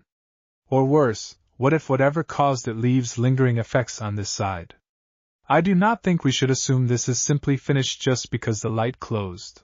Nijenda's expression sharpened with the same careful, practical attention she brought to every potential threat, and the council's discussion that followed, while lacking the urgent danger of the war's darkest days, carried a renewed vigilance that would prove, within weeks, considerably more prescient than anyone at that table fully expected. Chelsea's caution proved warranted sooner than anyone anticipated. Within a month, reports began filtering in from villages near the old hideout of strange, aggressive creatures unlike any known danger beast, their forms shifting and unstable in ways that unsettled even the most experienced hunters among the Revolutionary Army's remaining scouts. Nijenda dispatched a small team to investigate, and the report that returned settled a familiar, focused urgency back over the household for the first time since the war's end. They are not natural, Bullet reported grimly, having led the investigation personally. Whatever we saw in that clearing left something behind. These creatures carry the same strange, shifting quality the rift's light had. I believe they are being drawn to residual energy still lingering in that region, and they are getting bolder as their numbers grow. Issei felt a familiar, uncomfortable weight settle over him at the report, an unwelcome sense of responsibility for a danger that had, in some tangled way, followed him from the door his old world had briefly, mysteriously opened. This is connected to me, he said quietly. I do not know exactly how, but I do not think this is a coincidence. Whether it is connected to you or not, Esdeath said firmly, it is a threat to the people in that region, and we deal with it the same way we have dealt with every threat this family has faced. Together, the mission to address the creatures gathered nearly the entire household, a rare full deployment that reminded Issei, in its scale and coordination, of the war's most demanding operations, though this time undertaken with the settled confidence of a family that had grown considerably stronger, both individually and together, since those earlier, more uncertain days. The creatures, when they finally encountered them in the forest surrounding the old hideout, proved as unsettling as Bullet's report had suggested, their forms flickering and unstable, drawing down some strange energy that made them resistant to conventional attacks in ways that forced the team to adapt their tactics on the fly. Issei's boosted strikes, layered with the same dimensional energy that had once carried him into this world, proved unexpectedly effective against the creature's unstable forms, a detail that only deepened his uncomfortable certainty that this threat carried some direct connection to his own arrival. I think I am the reason these things can be fought at all, he called out during the height of the battle, boosting hard to shatter one of the flickering creatures before it could fully reform. Whatever energy brought me here, it seems to counter whatever is holding these things together. Then keep fighting, Akame called back, cutting down another creature with practiced precision. We can figure out the why later. The battle raged through the better part of the afternoon, the household's combined strength gradually overwhelming the strange, shifting threat, and it was Mine's carefully modified rifle, incorporating design elements she had spent the past year quietly refining, that ultimately proved capable of delivering a finishing blow precise enough to fully unmake the creature's unstable forms rather than simply scattering them to reform elsewhere. By the time the last creature finally dissolved into the same strange, shifting light that had marked the original rift's appearance, the household stood exhausted but victorious in the clearing, the immediate threat neutralized, though the deeper questions it raised remained unresolved. I do not think this is the last time something like this happens, Najenda said grimly, surveying the clearing once the fighting had finally settled. If there is a lingering connection between this world and wherever Issei came from, we need to understand it properly, not simply react each time it produces a new danger. Esdeath, studying the settling dust of the battlefield with the same careful, strategic attention she had once brought to imperial warfare, offered a thoughtful, considered suggestion. Perhaps it is time to establish something more permanent here, she said. Not just a training outpost, but a proper watch, dedicated specifically to understanding and monitoring whatever connection remains between the worlds. If Issei's arrival opens something that has not fully closed, we should be the ones who understand it best, rather than simply reacting to its consequences after the fact. The Council approved the proposal within the week, and over the following months a dedicated research and monitoring post grew steadily around the old hideout's grounds, staffed by scholars and soldiers alike working to understand the strange, layered mystery of Issei's arrival and its lingering echoes. And though the work remained slow and the answers frustratingly incomplete, Issei found a quiet, settled comfort in knowing that whatever the rift's mysteries eventually revealed, his family intended to face them with the same patient, deliberate care they had brought to every other challenge this remarkable life had demanded of them. The news came on an ordinary morning nearly 2 years after Issei had first fallen into this world, Akame finding him in the palace kitchens during one of the rare quiet hours before the day's responsibilities fully claimed them both, her expression carrying a careful, luminous joy that immediately caught his full attention. I need to tell you something, she said, and the slight tremor in her usually steady voice told him this was no ordinary morning conversation. Issei set down what he had been preparing immediately, giving her his complete attention. I am pregnant, Akame said, the words carrying a raw, vulnerable hope that Issei had rarely heard from her, even in their most intimate moments together. I only confirmed it yesterday. I wanted to be certain before I said anything. The joy that broke across Issei's face was immediate and complete, and he crossed the small distance between them, pulling her into an embrace that carried the full, overwhelming weight of everything this news represented, a future neither of them had dared imagine during the desperate uncertainty of the war now becoming real, tangible, and entirely their own. "That is the best thing you could have told me," he said, voice thick with emotion. "I love you so much, Akame." She laughed, bright and unguarded, tears of happiness catching in her dark eyes as she held him close. "I did not expect to feel this frightened and this happy at the same time," she admitted. "I have spent so much of my life being certain, in battle, in loyalty, in everything I chose to fight for. This feels different. This feels like something I cannot fully prepare for no matter how hard I try." "You do not have to prepare for it alone," Issei said gently, echoing the same promise he had made her 100 times over the course of their remarkable, hard-won relationship. "We will figure this out together, the way we figure out everything." The news spread through the household with a warmth that surprised no one who had watched this remarkable family grow over the preceding years. Leone's delighted, boisterous celebration filling the palace halls within the hour, Sheele's gentle tears of genuine happiness, mine's characteristically understated but visibly moved congratulations, Bullet's booming laughter, as he immediately began, half joking and half entirely serious. Planning training regimens for a child not yet even born.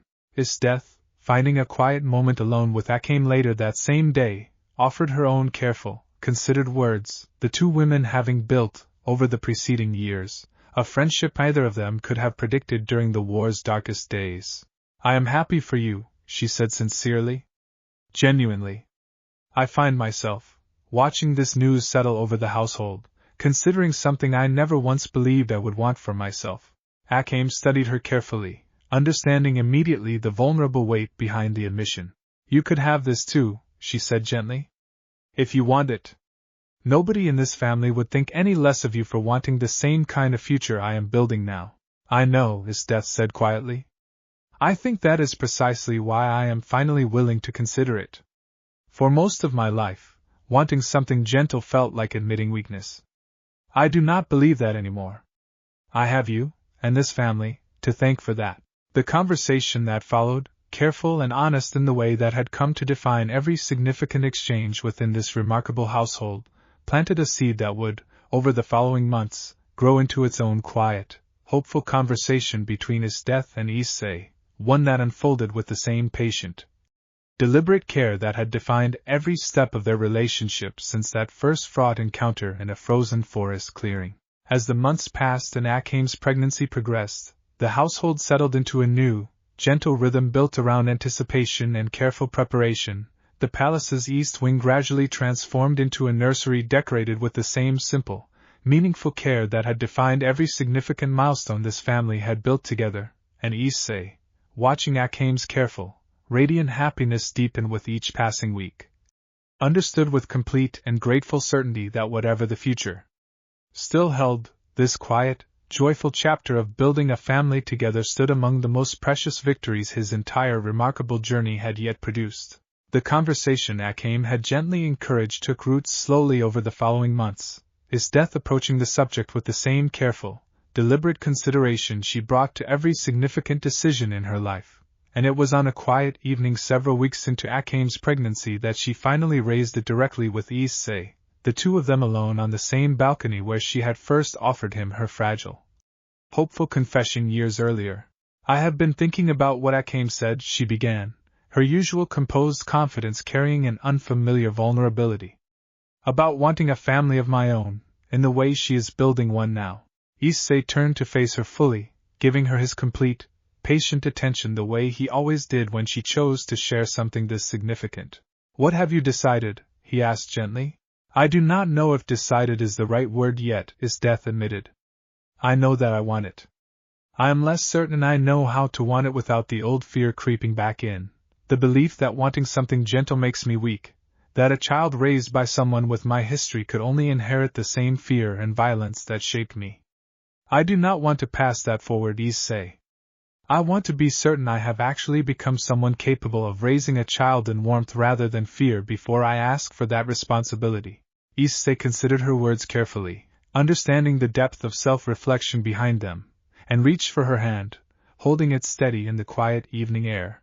I do not think you become certain of that by waiting, he said gently. I think you become certain of it by choosing it, the same way you chose everything else that mattered.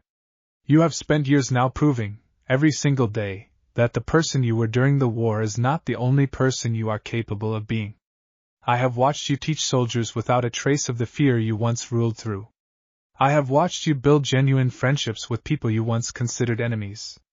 I do not think a child raised by that version of you would inherit anything except exactly the kind of hard-won gentleness you have built for yourself. Esdeath's composure softened at that, something raw and genuinely moved passing across her features, and when she finally spoke again, her voice carried a settled, quiet certainty that had clearly been building throughout the entire conversation. Then I want it, she said simply. I want to build that future with you, the same way Akame is building hers. I want the chance to prove, to myself as much as anyone, that the fear I once carried does not have to be the only inheritance I leave behind.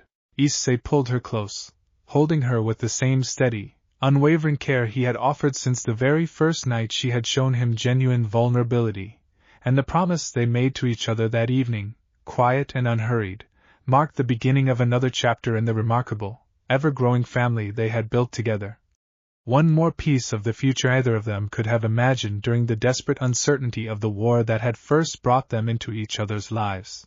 The following months brought their own quiet, hopeful developments, and it was during a particularly warm afternoon nearly half a year later that Esdeath found Issei in the palace gardens with news of her own, her expression carrying the same careful, luminous joy that had once marked Akame's own announcement, though tempered with a vulnerability entirely her own.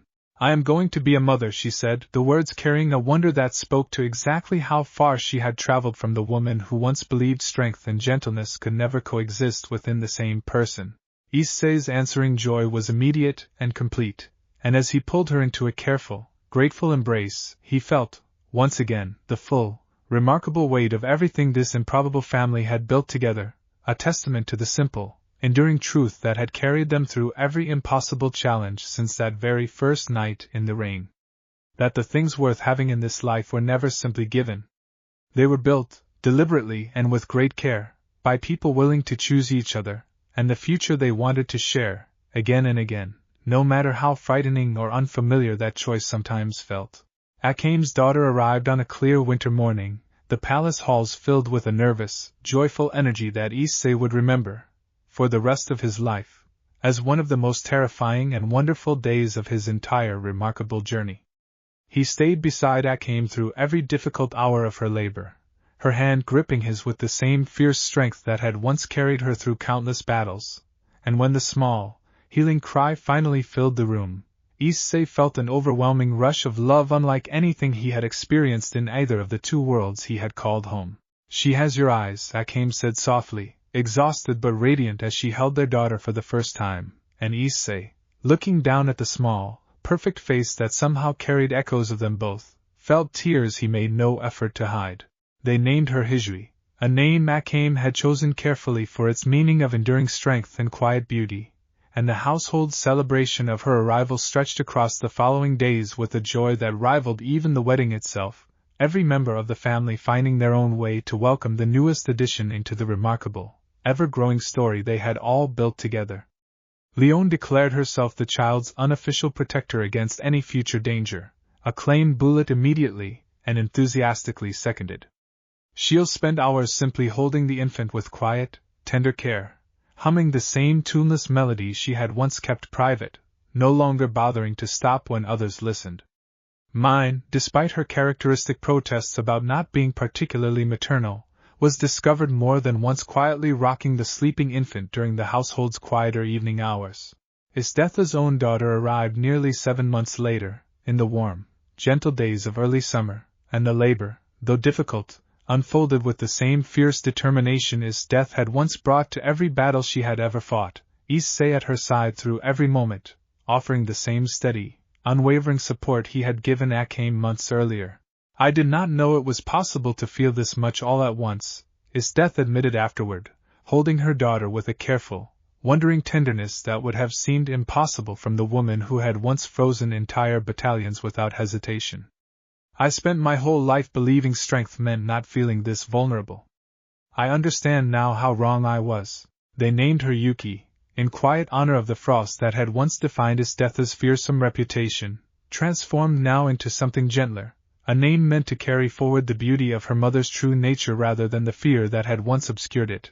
And as the household gathered once more to welcome this second remarkable addition into their ever-growing family, Issei found himself watching Akame hold Yuki with the same easy warmth she showed her own daughter, overwhelmed by gratitude. For a family that had, from its very earliest, uncertain days, chosen to build itself on love rather than jealousy or division, the two girls grew close from their earliest months. Hisui and Yuki often found together in the palace nursery under the watchful, affectionate care of whichever member of the household happened to have a free afternoon, and it was watching them together, barely more than infants but already carrying some quiet echo of the fierce, loving family that had built the world around them, that Issei found himself, more than once, overwhelmed by a gratitude too large to fully put into words.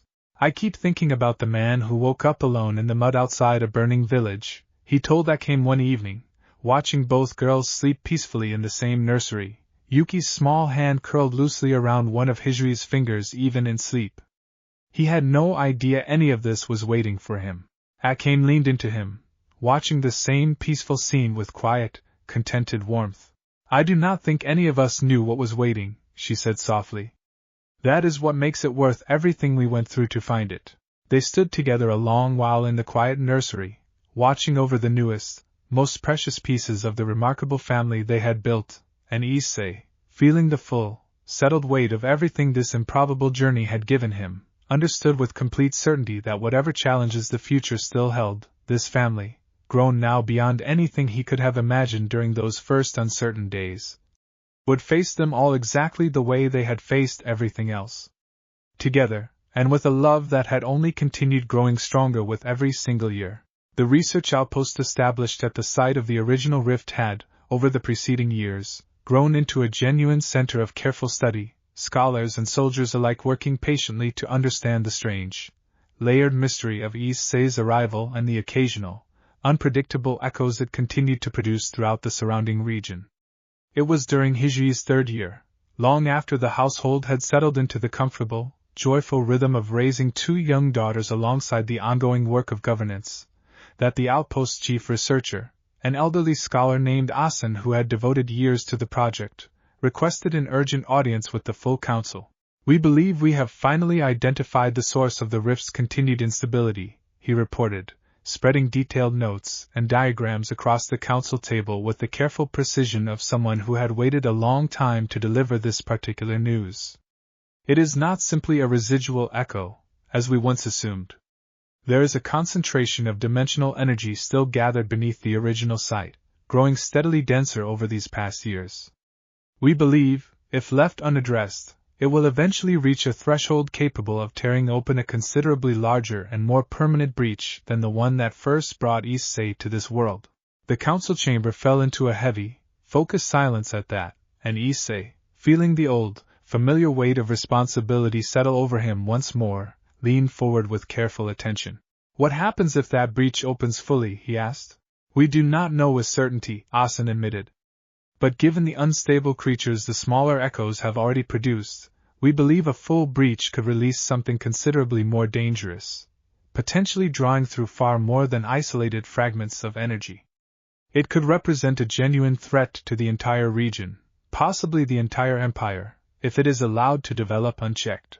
Then we address it before that happens, Esdeath said firmly, her old strategic focus sharpening immediately despite the years of peace that had softened much of her once relentless intensity. The plan that followed required weeks of careful preparation, Asen's research team working alongside the household to develop a method of safely dispersing the gathered dimensional energy before it could reach the dangerous threshold his calculations predicted, and though the work carried none of the desperate urgency of the war's darkest battles, it demanded a different kind of courage entirely, the patient, disciplined bravery of people choosing to face an uncertain, poorly understood danger.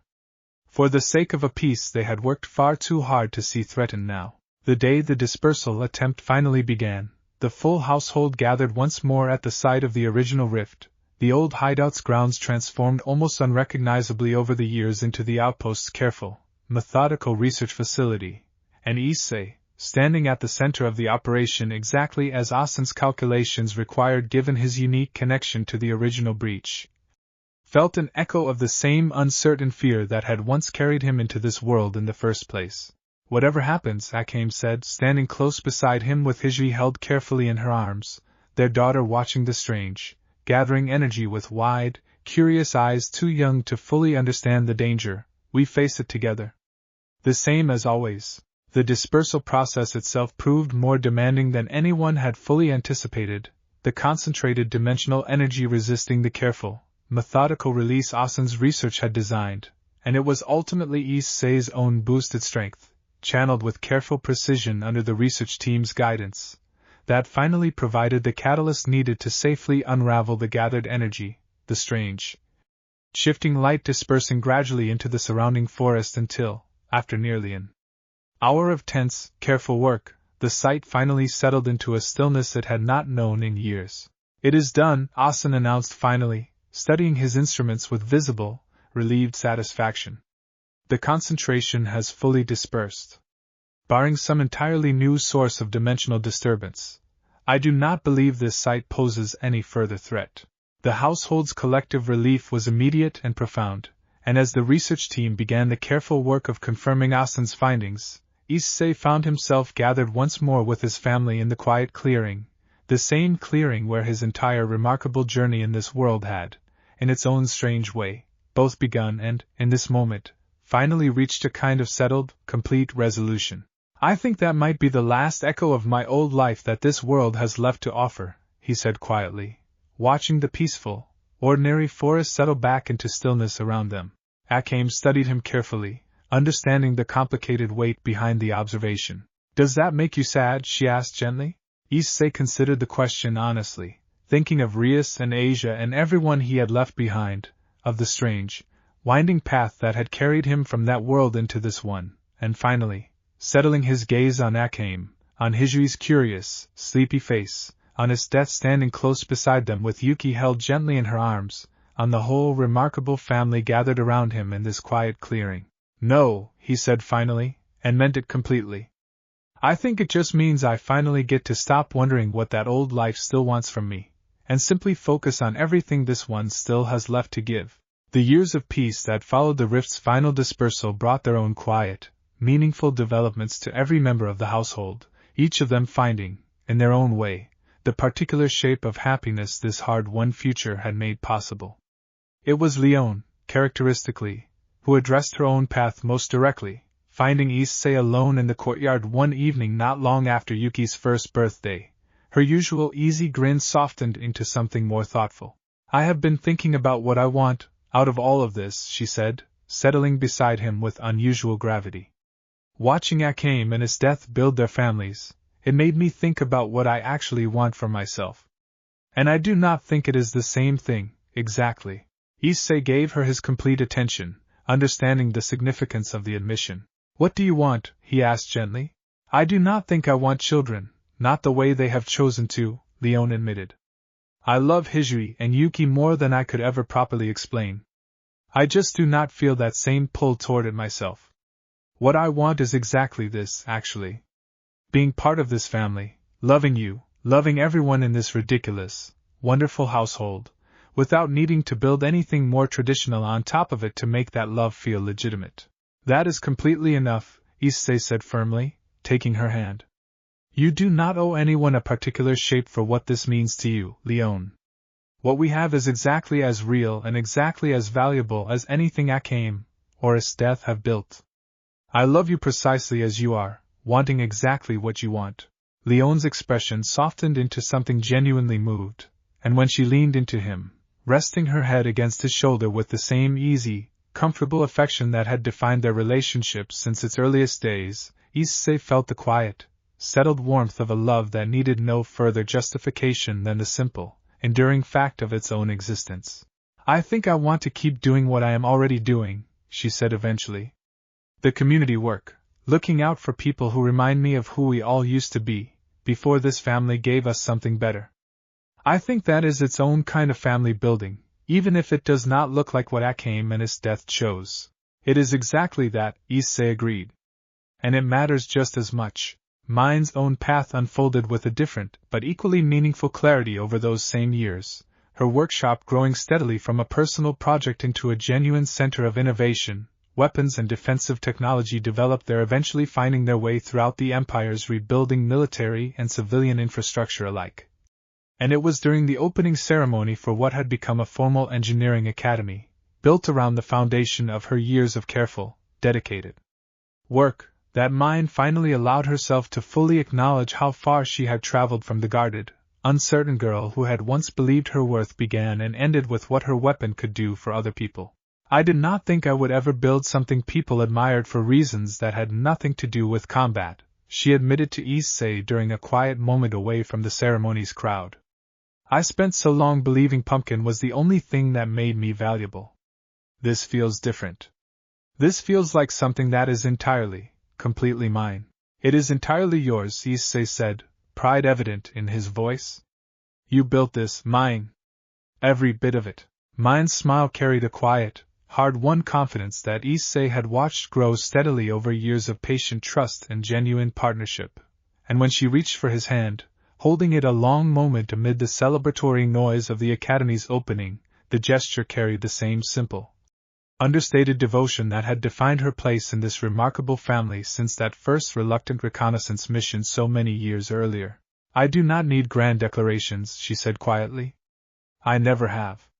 I just need to know I still matter to you, exactly the way I always have. You matter completely, Issei said, meaning it fully, and the quiet, steady certainty in his voice settled into Mine's expression with the same lasting warmth it always had, one more thread in the remarkable, ever-growing tapestry of devotion this improbable family had spent years weaving together, each relationship within it distinct and precious in its own right, none of them diminishing any of the others, all of them building together, towards something larger and more enduring than any single one of them could have created alone. Kurome's healing, gradual and hard-won over the years since her tearful reunion with Akame on a distant battlefield, reached a quiet, meaningful milestone during this same peaceful stretch, her friendship with Chelsea having deepened, over years of patient companionship, into something neither of them had initially set out to find but had grown, slowly and genuinely, into exactly the partnership both of them needed. I want you to be the first to know, Kurome told Akame one afternoon, a rare, genuine happiness lighting her features as she shared the news. Chelsea and I have decided to build a life together. Not here in the palace, though we will always be close. We want to establish a proper orphanage in the eastern provinces, somewhere that still carries deep scars from the old regime's cruelty. I think I understand better than most what those children will need to actually heal. Akame's joy at the news was immediate and complete, and she pulled her sister into a fierce, grateful embrace, understanding fully the significance of watching Kurome choose, deliberately, and with her whole heart, exactly the kind of gentle, purposeful future that had once seemed impossible for either of them to imagine. I am so proud of you, she said, voice thick with emotion. You deserve every bit of this happiness. The Eastern Orphanage, established over the following months with support from the council and considerable personal investment from the entire household, grew steadily into exactly the sanctuary Kurome had envisioned, children who had lost everything to years of imperial cruelty finding, under her and Chelsea's careful, patient guidance, the same kind of hard-won healing that had once carried Kurome herself from a frightened, isolated assassin into someone capable of building a genuinely joyful life. Sheele, watching this same period of the household's collective flourishing with her usual quiet, thoughtful attention, found her own path deepening in ways that felt, to those who knew her best, like the truest fulfillment of everything her gentle nature had always suggested was possible. Her work with the region's orphanages and struggling households, ongoing since the earliest days of the new order, gradually expanded into a formal position overseeing childhood welfare throughout the capital and its surrounding provinces, a role that suited her particular combination of fierce protectiveness and genuine tenderness more completely than any position she had held before. "I think I finally understand what I was always meant to protect," she told Issei during one of their periodic quiet conversations, the two of them sharing tea in the same courtyard where so many of the household's most meaningful exchanges had unfolded over the years. "Not just in battle, though I do not regret a moment of that either. This, though. Making sure children who have already lost so much get the chance to actually heal. This feels like the truest use of everything I am." "I do not think anyone in this family is surprised by that," Issei said warmly.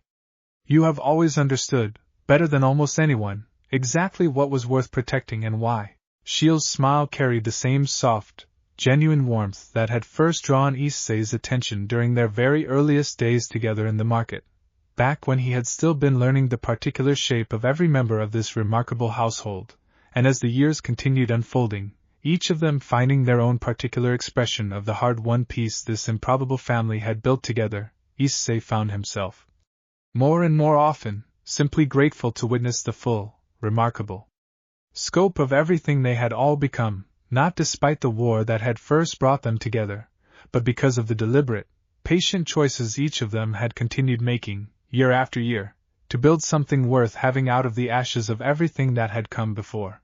The household's gatherings during this period carried a particular, settled warmth that Issei treasured more than almost anything else this life had given him, evenings spent with Hijiri and Yuki growing steadily from curious infants into bright, energetic children, surrounded always by the full, loving weight of a family that had chosen, deliberately and repeatedly, to keep choosing each other. Long after the war that had first bound them together had given way to something considerably gentler and considerably more enduring, as the rebuilt empire's internal stability grew steadily more secure, the council's attention began turning, for the first time since the war's end, toward matters beyond its own borders, the neighboring kingdom of Verith having watched the empire's dramatic transformation with a wary, uncertain interest that Najma believed, correctly, would eventually demand direct diplomatic attention. "Verith has always treated our empire's internal affairs as none of their concern," Najma explained during a council session Issei attended alongside the rest of the household's senior members. "That worked well enough under the old regime, which had little interest in relations beyond its own borders either.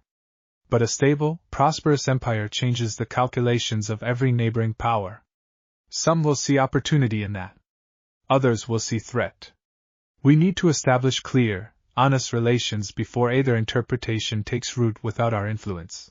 The diplomatic mission that followed marked new territory for Issei in ways considerably different from the battles and internal governance that had defined his years in this world so far, the careful, patient work of building trust with an entirely foreign court demanding skills he had spent years developing but never quite in this particular context. Veritha's ruling council received the delegation, Issei, Akame, and Esdeath among them, with a formal caution that gradually warmed over the course of several days of careful negotiation, the foreign dignitaries clearly intrigued by the now widely known story of a king who had built his nation's recovery on trust rather than conquest. "You understand," one of Veritha's senior ministers observed during a private dinner partway through the negotiations, "that most rulers in your position would have used the chaos following your empire's old regime to expand aggressively, securing power through exactly the kind of fear your predecessor once relied upon. Your restraint is either remarkably principled or remarkably naive. I confess I have not yet decided which. I would rather build something that lasts because people believe in it," Issei said honestly, "than something that only holds together because they fear the alternative. I have seen firsthand what fear built on top of an entire nation eventually costs everyone forced to live beneath it. I am not interested in repeating that mistake, whether within my own borders or beyond them."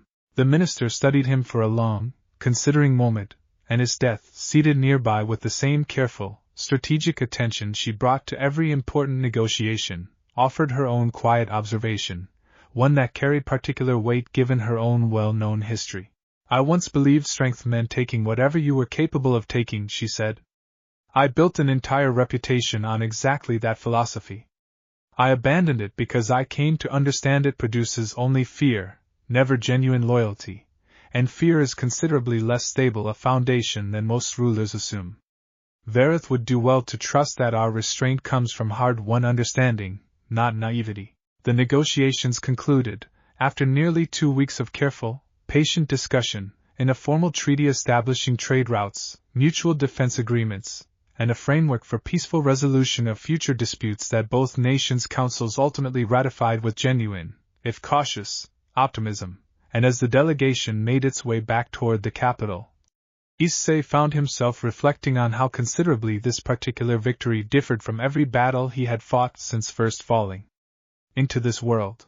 This did not require a single boosted strike, he observed to Akame during the journey home, a note of quiet satisfaction in his voice. No, Akame agreed, a small, proud smile touching her lips. It required something considerably harder to master, in some ways. Patience. Trust. The willingness to believe good outcomes are possible even when force would have been so much simpler. I learned that from watching this entire family, Issei said honestly. Every single one of you taught me some piece of it. The treaty with Verith marked the beginning of a broader pattern of careful, deliberate diplomacy that would come to define the Empire's relationship with its neighbors over the following years, each new agreement built on the same foundation of patient trust building that had guided every significant choice this remarkable family had made since the war's earliest days, and as word of the Empire's peaceful, prosperous transformation continued spreading beyond its borders, Issei found himself, more and more often, approached not as a conquering king to be feared, but as a genuine, trusted partner in building a considerably more stable and hopeful future for the entire region. The new peace with Verith faced its first genuine test barely a year after the treaty's signing, when a dispute over contested border trade routes threatened to unravel months of carefully built trust, tensions escalating quickly enough that Najenda, still serving as one of the Council's most trusted senior advisors even years after Night Raid's formal dissolution, called an urgent session the moment reports of armed skirmishes along the border reached the capital. Merchants from both sides are accusing the other of banditry, she reported grimly. Several caravans have been attacked, goods stolen, and at least a handful of guards killed on each side. Neither government ordered these attacks, as far as our intelligence suggests, but the accusations are spreading faster than the truth, and I am concerned this could spiral into exactly the kind of conflict our treaty was meant to prevent. Issei felt the familiar weight of responsibility settle over him, understanding immediately how fragile even the most carefully built peace could prove when tested by circumstances either government had fully anticipated. We need to find out who is actually responsible before this becomes a war either side actually wants, he said. Chelsea, who had continued her work as one of the Council's most valuable intelligence gatherers even years into peacetime, volunteered immediately for the investigation, and within days her careful infiltration of the border region's criminal networks uncovered a truth considerably more troubling than simple opportunistic banditry. It is organized, she reported upon her return, her expression grim. A faction within Veritha's own military, resentful of the peace treaty and the trade concessions it required, has been staging these attacks deliberately, disguising them as banditry to provoke exactly the kind of retaliatory conflict that would collapse the treaty entirely. I do not believe Veritha's ruling council is aware of what their own officers have been doing. The revelation demanded a delicate, careful response, one that required Issei to travel personally to Veritha's court alongside Esdeath, whose diplomatic relationships within the foreign military had grown considerably since the treaty's signing, to present the evidence Chelsea had gathered without triggering exactly the kind of defensive, escalating response the saboteurs had clearly hoped their actions would provoke. Veritha's ruling council received the evidence with genuine shock and ultimately, considerable gratitude. The responsible officers identified and removed from their positions within days, and the formal apology and compensation Veritha's government offered in the aftermath did more to strengthen the treaty's foundation than years of ordinary, uneventful peace might have accomplished on its own. You could have used this as justification for war, Veritha's senior minister observed during the formal resolution of the crisis, studying Issei with an expression that had shifted, over the preceding months, from cautious wariness into something considerably closer to genuine respect. Many rulers would have. The evidence would have supported it convincingly enough. That is exactly why we did not, Issei said simply. A peace that only survives when nothing goes wrong is not actually peace. It is just an agreement waiting for its first convenient excuse to collapse. I would rather prove that ours can survive being genuinely tested. The resolution of the border crisis, handled with the same careful, patient trust that had defined every significant choice this remarkable family had made since the war's end, ultimately strengthened the Empire's relationship with Vareth considerably beyond what the original treaty alone had achieved, and as Issei made his way back toward the capital alongside Esdeath, the crisis successfully navigated without a single further life lost to the conflict it had nearly ignited, he found himself reflecting on how thoroughly this new chapter of his life had come to depend on exactly the same values that had carried him through every previous challenge. I think I understand now why you never wanted this crown to mean ruling through fear, Esdeath said during the journey home, watching the peaceful countryside pass beyond the carriage window. Fear only ever manages the appearance of stability. This, what we just accomplished, this is the real thing. Issei reached for her hand, grateful, as he so often was, for exactly how far she had traveled from the woman who had once believed strength and fear were inseparable. We built the real thing, he said. All of us together. That has always been the only way it was ever going to last. The years continued their steady, gentle passage, the Empire's peace deepening and strengthening with each passing season, and by the time Hijui and Yuki had grown into bright, curious children of 7 and 6 respectively, the household had settled into a rhythm so thoroughly built around love and stability that the desperate uncertainty of the war felt, to Issei, almost like a story from another lifetime rather than the foundation this remarkable family had actually been built upon. The two girls had grown close as sisters despite the technical distinction of their separate mothers, a bond the entire household had nurtured deliberately from their earliest years, and it was not uncommon to find them together in the palace training yard. Hijui's careful, disciplined technique, clearly inherited from years of watching her mother's patient instruction, paired against Yuki's fierce, confident energy that carried unmistakable echoes of Esdeath's own formidable strength, though tempered now by a warmth that would have seemed impossible from the Empire's once feared general. You are getting faster, Akame observed one afternoon, watching the girls spar with the same careful, appraising attention she had once brought to Issei's own early training sessions in this same courtyard, an entire lifetime ago now.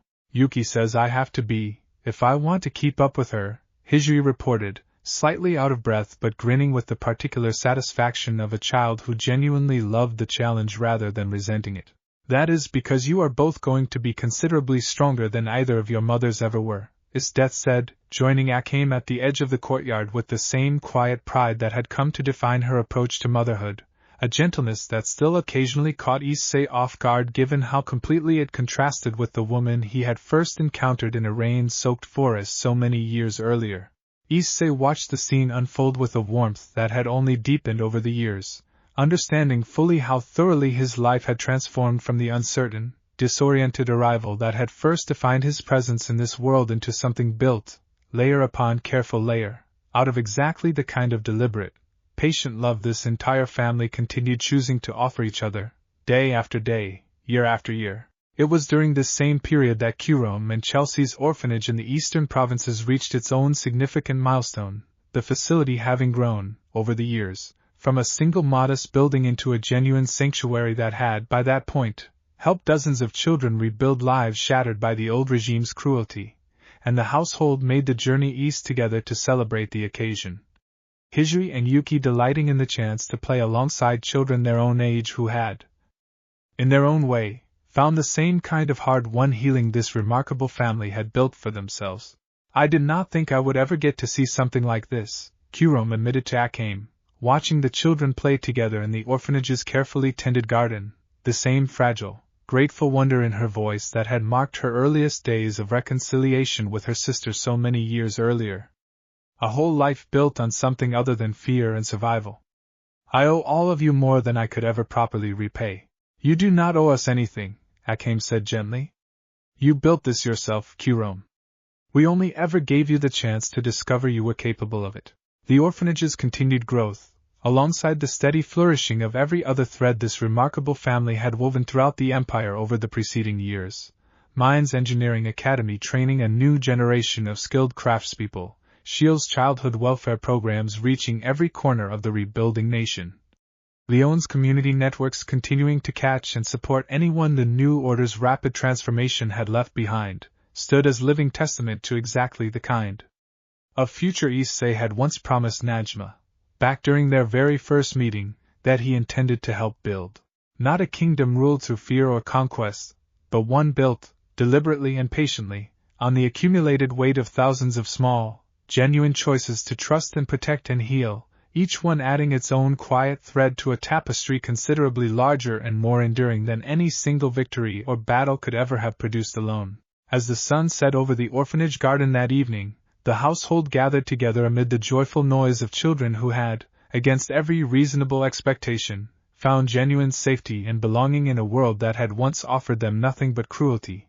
Issei found Akame's hand in his, watching Hijui and Yuki laugh together with a handful of newly made friends, and felt the full, settled weight of everything this improbable life had given him, gratitude too large and too complete to fully put into words, though he understood, watching this remarkable, ever-growing family continue its patient work of healing an entire broken world, that he would spend the rest of his life trying anyway.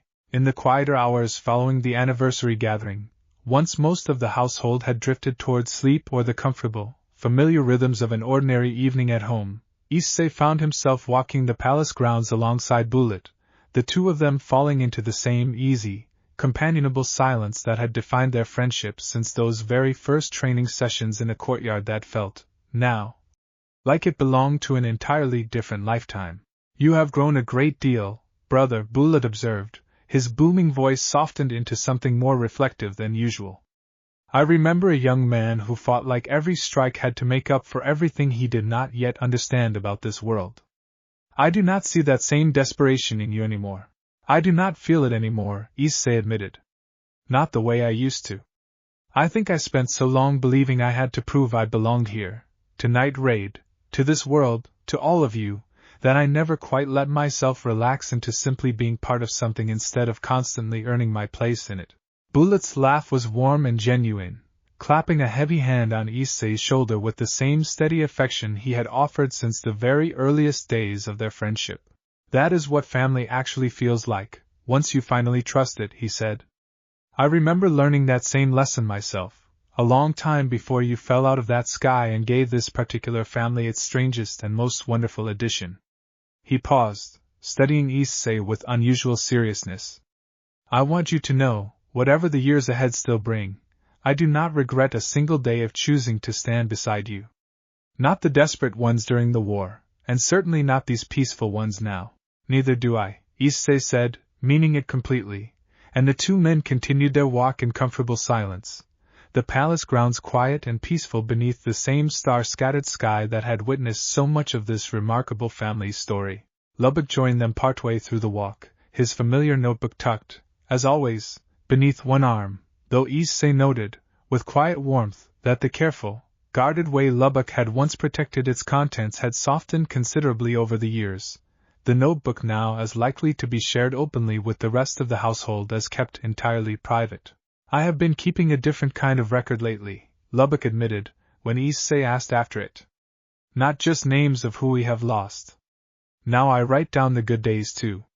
The ones worth remembering just because they were happy, not because they marked some crisis survived." He smiled, something quietly content in the expression. "I have needed considerably more pages for that lately, which I consider a very good problem to have." "That might be the truest measure of how far we have all come," Issei said, and Lubbock's answering nod carried the same settled, grateful understanding that had come to define this entire remarkable family's shared journey. The three of them made their way eventually to the palace's eastern balcony, finding Najenda already there, watching the quiet night settle over the capital with the same thoughtful, appraising attention she had brought to every significant moment of this long, improbable story. "Still working, even at this hour," Bullet teased gently, though his tone carried genuine affection rather than real criticism. "Old habits," Najenda said, a faint, rare smile touching her composed features. "Though I confess these days I am usually just reviewing reports of how well everything continues to function without requiring my constant intervention. It is a strange, welcome feeling, watching something you built with your own hands finally learn to stand on its own. You built more than a government, Issei said quietly, joining her at the railing. You built the foundation this entire family grew out of. I do not think any of us would be standing here tonight if you had not taken a chance on a stranger who fell out of the sky with nothing but a strange glowing gauntlet, and no idea where he had landed. Nagenda studied him for a long moment, something warm and genuinely moved passing behind her usually composed expression. That remains one of the best decisions I ever made, she said simply. I hope you know that, Issei. Whatever title this empire eventually gives you, whatever history remembers you as, I will always remember you as exactly what you were that first day. Someone worth trusting completely, long before you had given anyone reason to expect it. The four of them stood together on the quiet balcony a long while after that, watching the capital's lights glimmering peacefully beneath the star-filled sky, each of them carrying their own private, treasured memories of everything this remarkable journey had built, and Issei, feeling the full, settled weight of a friendship and trust that had carried him through every single chapter of this extraordinary life, understood, with the same complete certainty that had guided him since those very first uncertain days, that whatever the future still held for this family and this empire alike, the foundation they had built together, patiently and deliberately, year after hard-won year, would carry them through it exactly the way it always had, together, and with a gratitude too vast and too complete to ever fully put into words, though every one of them, in their own quiet way, would keep trying anyway, for as many years as this remarkable, improbable life still had left to give them.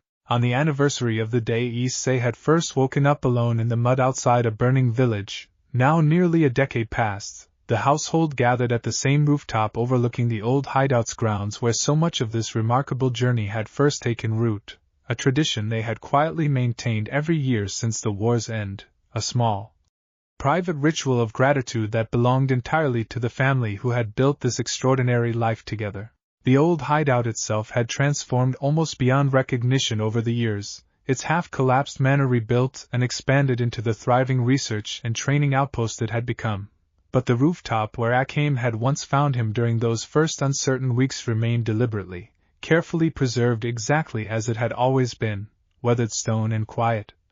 Unobstructed view of the surrounding forest stretching out beneath a sky that, on this particular evening, carried the same clear, star-scattered beauty it had on so many significant nights throughout this remarkable story. I still think about that night sometimes, Issei admitted, watching the stars begin their slow emergence overhead.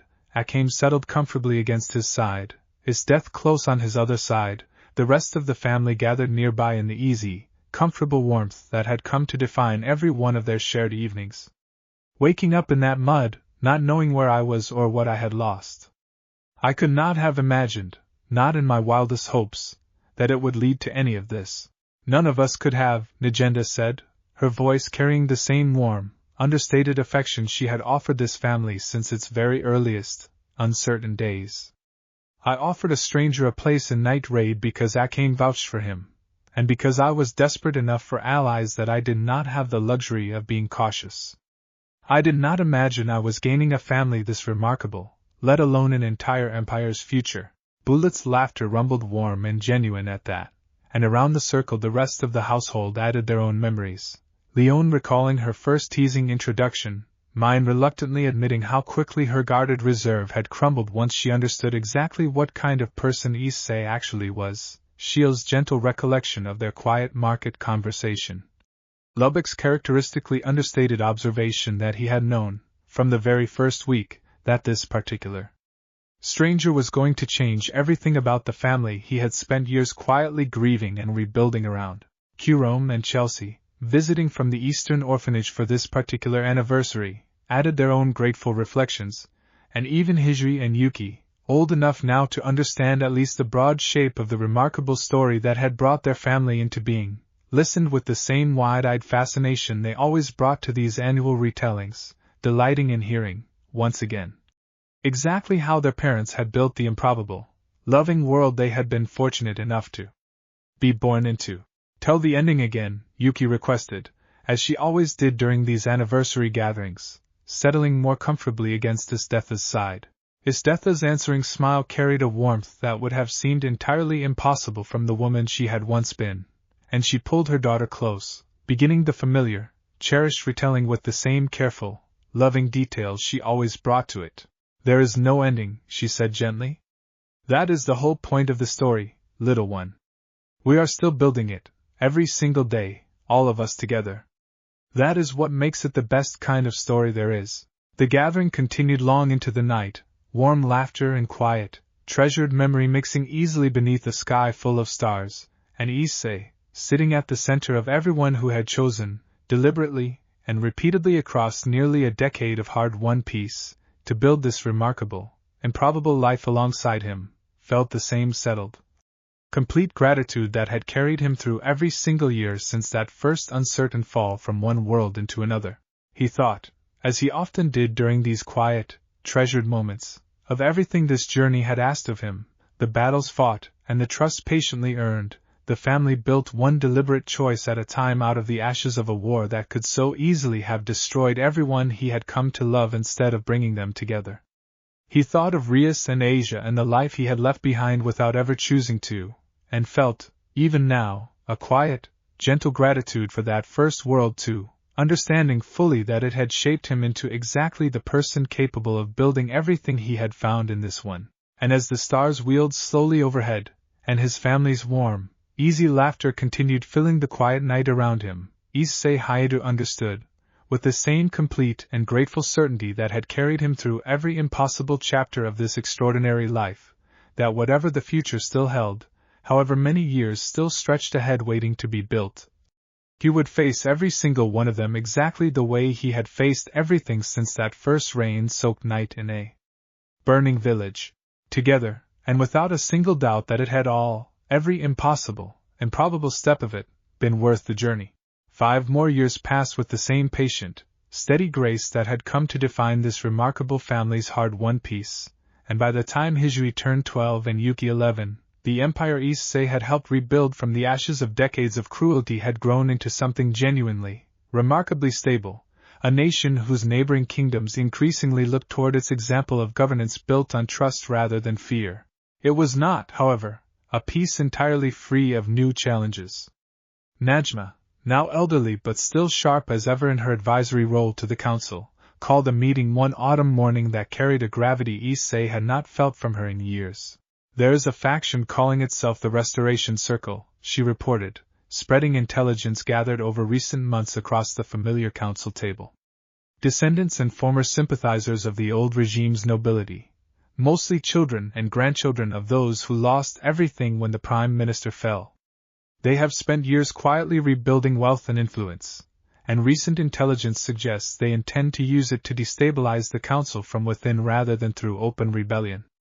Political maneuvering, financial pressure, and we believe, a willingness to use more drastic measures if those tools fail to achieve their goals." Issei felt the familiar, sobering weight of renewed vigilance settle over him, though tempered now by the confidence of years spent successfully navigating exactly this kind of threat. "We have faced worse than a handful of resentful nobles before," he said. "What makes this different?" "They are patient," Najma said grimly. "Far more patient than the Prime Minister ever was. They have spent a generation building legitimate business interests throughout several provinces, interests that now employ thousands of ordinary people who have no idea of the ambitions driving the people who sign their wages.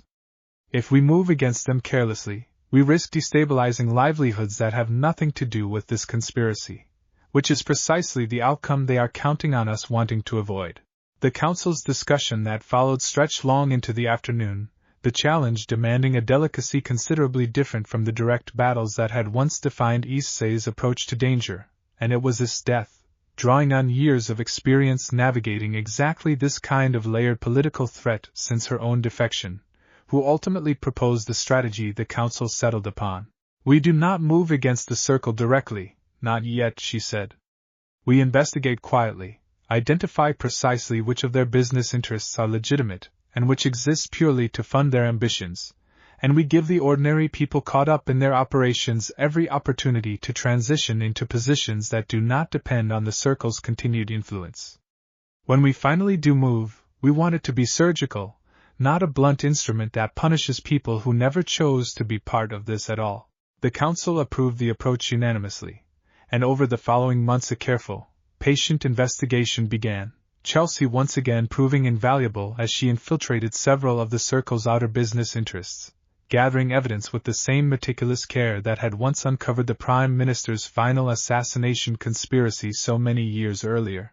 It was during this same period that Hyoudou, now old enough to understand at least the broad shape of the political challenges her family navigated, approached Issei with a question that caught him pleasantly off guard during one of their quiet evening conversations.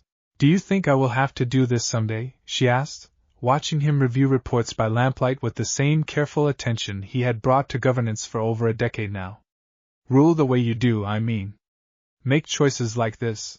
Issei set the reports aside, giving his daughter his full attention, understanding the significance of the question. "That is entirely up to you," he said honestly. "This was never a role I inherited by birthright, and it is not one you have to inherit either, simply because I hold it now. If you want it someday, if you feel called to serve people the way I have tried to, then I will support that completely. But you are free to become whoever you actually want to be, Hyoudou. That is one promise I intend to keep no matter what." Hyoudou considered that with the same thoughtful, careful attention Issei recognized, with quiet pride, as an inheritance from her mother's own deliberate nature. "I think I might want it," she said finally. "Not because I have to. Because I have watched you and Mama and everyone else spend my whole life proving it is possible to lead without cruelty. I think I would like the chance to keep proving that, once I am old enough." "Then I could not be more proud of that choice," Issei said, warmth blooming in his chest at his daughter's quiet, thoughtful conviction, and the conversation that followed, unhurried and honest in the way that had come to define every significant exchange within this remarkable family, marked one more small, precious thread in the ongoing story of a legacy built not on inheritance or obligation, but on the same deliberate, patient choice to protect and serve that had defined this family since its very first uncertain days. Chelsea's careful infiltration over the following months uncovered a picture considerably more troubling than the council had initially suspected, the Restoration Circle's ambitions extending well beyond simple political maneuvering into something that carried, at its core, the same dangerous conviction that had once justified generations of imperial cruelty. "They believe the current order is a temporary aberration," she reported during a tense council session, her usual bright cheerfulness dimmed by the weight of what she had learned. "Their leadership genuinely believes that once enough ordinary people grow tired of the slower, more difficult work of governance built on trust, they will welcome a return to the old certainties, however cruel those certainties actually were. They are not simply seeking power for themselves. They believe they are rescuing the empire from what they see as a fragile, doomed experiment. That is a considerably more dangerous kind of enemy than simple greed," Esdeath observed grimly.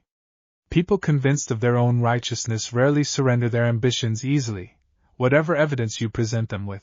The investigation's most significant breakthrough came several weeks later, when Chelsea, working alongside Mind's growing network of engineering academy graduates now employed throughout the Empire's various industries, uncovered evidence that the Circle had begun secretly stockpiling weapons within several of their legitimate business holdings, disguised as ordinary manufacturing equipment. "This is no longer purely political," Najenda said grimly, studying the evidence Chelsea had gathered. "They are preparing for the possibility of open conflict, whether or not their political maneuvering succeeds first. We cannot allow this to develop further without direct intervention." The Council's response required the same careful, deliberate balance the strategy had always demanded, a coordinated series of raids conducted with precision timing designed to seize the stockpiled weapons and detain the Circle's core leadership, while minimizing disruption to the thousands of ordinary employees who had no knowledge of the conspiracy operating above them. Issei, now considerably more experienced in exactly this kind of delicate operation than the uncertain young man who had once charged headlong into every danger without a second thought, insisted on personally overseeing the raid's planning, determined that this confrontation, unlike so many of the desperate battles of the war, would not cost a single innocent life if it could possibly be avoided. The raids themselves, conducted simultaneously across 7 provinces on a single carefully coordinated morning, unfolded with a precision that spoke to years of hard-won experience. Esdeath's tactical planning and mine's detailed knowledge of the Circle's manufacturing facilities combining to ensure each operation proceeded with minimal resistance, and crucially, no significant casualties on either side. "It is done," Esdeath reported that evening, exhaustion and quiet satisfaction mixing in her voice as the household gathered to review the operation's results. "The Circle's leadership has been detained. The weapons stockpiles have been seized. Their business interests are being carefully transitioned into legitimate, independent operation, and we have already begun reaching out to the employees who had no knowledge of what their employers were actually planning, to ensure their livelihoods remain secure through the transition." Issei felt the familiar, settled relief of a threat successfully navigated without the terrible cost the war's darkest days had once demanded, though he understood, watching the careful, ongoing work of reintegrating thousands of ordinary lives back into a stable, trustworthy economy, that this particular victory would require considerably more patient follow-through than the raids themselves had. "We are not finished simply because the immediate danger has passed," Najma cautioned during the Council's review of the operation's success. The ideas that drove the Restoration Circle did not disappear along with their leadership. There will always be people who romanticize the old order's certainties, particularly during any period of genuine hardship. Our work is to make certain this empire never gives them a legitimate grievance to build upon. "That is precisely the work we have been doing all along," Issei said. "It does not end because one particular threat has been addressed. It simply continues, the same as it always has." That evening, gathered with his family in the quiet warmth of the palace's private chambers, Issei found Hijri waiting for him with careful, thoughtful questions about the day's events, questions he answered honestly, understanding that whatever role she eventually chose to embrace within this remarkable family's ongoing legacy, she deserved to understand fully the patient, difficult, and endlessly worthwhile nature of the work involved in protecting a peace built on something considerably more enduring than fear.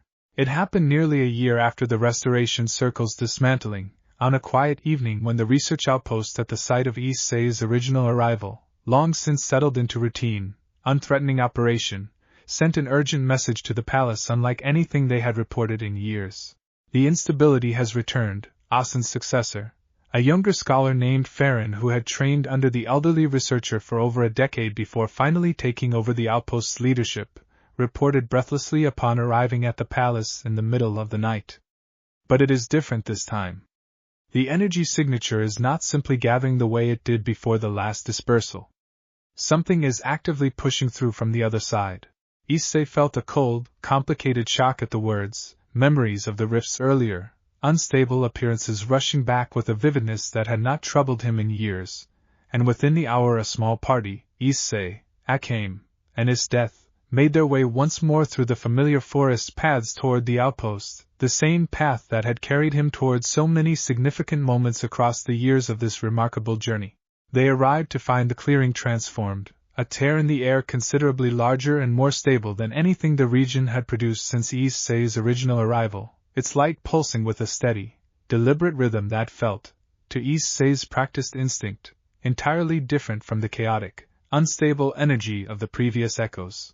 "This does not feel dangerous," he said slowly, studying the strange, shifting light with careful attention. "It feels controlled. Like someone on the other side is deliberately trying to open it, rather than simply leaking through by accident." The rift held steady for nearly an hour, the outpost's researchers working carefully to monitor its behavior without risking direct interference, and it was as the household's small party stood watching, tense and uncertain, that the light finally, fully opened, and a figure stepped through into the clearing with the unmistakable, confident bearing Issei recognized instantly. A recognition that stole the breath entirely from his chest. "Rias," he said, the name escaping him in a stunned, disbelieving whisper. She stood there for a long moment, crimson hair catching the strange, fading light of the closing rift behind her, her expression carrying the same fierce, searching intensity Issei remembered from every significant moment of his old life, before it finally broke into something raw and overwhelmed with relief. "I found you," she said, voice thick with an emotion that carried years of searching finally, impossibly rewarded. "Issei, I found you."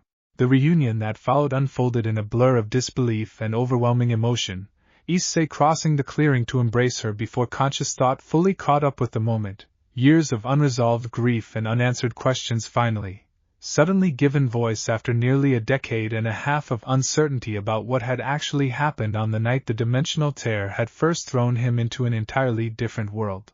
I never stopped looking, Ria said, once the first overwhelming rush of the reunion had settled into something steadier.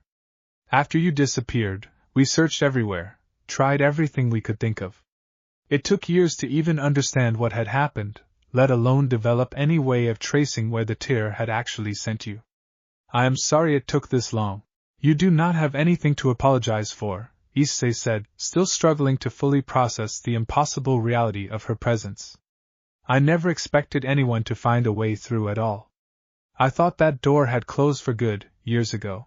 Akame, standing a careful distance away throughout the reunion, watched the exchange with an expression that carried genuine warmth alongside a complicated, careful uncertainty, and it was Rias herself, finally taking in the full scope of the clearing and the people gathered within it, who first acknowledged her directly, crimson eyes studying Akame with searching, evaluative attention. You must be Akame, she said. Issei mentioned you, that day at the watchtower, before everything went wrong. I did not expect, honestly, that I would ever get the chance to meet the person who apparently captured his heart in an entirely different world. Akame's expression carried careful, measured warmth in response, understanding fully the weight of this unprecedented, impossible meeting between two lives that had never been meant to intersect. I have heard a great deal about you as well, she said. Issei speaks of you and your world with genuine love, even after everything he built here. I am glad you finally found him. I know how much that unanswered grief weighed on him, even years into building this life. Rias studied her for a long, considering moment, something like genuine respect settling into her expression, and Issei, watching this impossible, unprecedented meeting unfold between the two most significant relationships of his two entirely separate lives, felt the full, overwhelming weight of everything this moment represented finally begin to settle, uncertain but hopeful, into something he could not yet fully name. I have a great deal to explain, Rias said finally, turning back to address the small, gathered party. About what happened after you disappeared, about how I finally found a way through, and about why, honestly, I am not entirely certain how much time we actually have before this connection closes again. I do not think we should have this conversation standing in a forest clearing at midnight. No, Issei agreed, still reeling from the impossible reality of her presence. Let us go back to the palace. There is a great deal all of us need to talk through together. The palace's private council chamber, so often the site of this family's most consequential decisions, hosted an entirely different kind of gathering that night, the full household assembling in various states of sleepy disbelief as word spread of the impossible visitor who had stepped through from another world entirely. I do not know how much any of you understand about what happened that night, Rias began, once everyone had settled and Issei had made careful, halting introductions between two lives he had never expected to need to formally connect. There was a conflict, a stray attack from a battle between rival factions that tore open something none of us fully understood at the time. Issei was caught in the collapse. We searched for him for weeks, believing at first he might simply be lost somewhere within our own world, before we finally began to understand the tear had thrown him somewhere else entirely. It took years to develop any reliable way of tracing dimensional echoes, she continued, exhaustion and old grief evident beneath her composed explanation. Years of research, setbacks, dead ends that led nowhere. I want you to understand, all of you, that I never stopped looking, even when everyone around me eventually suggested it might be time to accept he was simply gone. Akame, listening with careful, quiet attention throughout the explanation, finally spoke, her voice carrying genuine, unguarded warmth despite the complicated weight of the moment. That kind of loyalty is not something I take lightly, she said.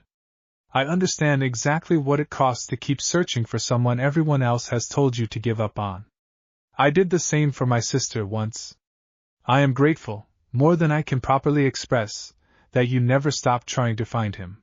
Rias's composed expression softened at that, something like genuine gratitude passing across her features as she studied Akame more carefully. He built something remarkable here, she said. I can see that already, in the short time I have been here. I am glad, genuinely, that whatever happened to him after that night led him somewhere he could build a life this full of people who clearly love him completely. Esdeath, who had remained quietly observant throughout the explanation, finally offered her own careful, considered question, one that carried the same strategic weight she brought to every significant decision. You mentioned uncertainty about how much time this connection allows, she said. What exactly does that mean practically? Is this rift stable enough to allow repeated contact, or is tonight likely the only opportunity we have to speak with you directly? Rias's expression turned more serious at that, the weight of genuinely difficult news settling into her voice. I do not know for certain, she admitted. The method we developed to open this connection required enormous resources and years of careful preparation. I believe it may be possible to open it again, but I cannot promise how often, or for how long each time.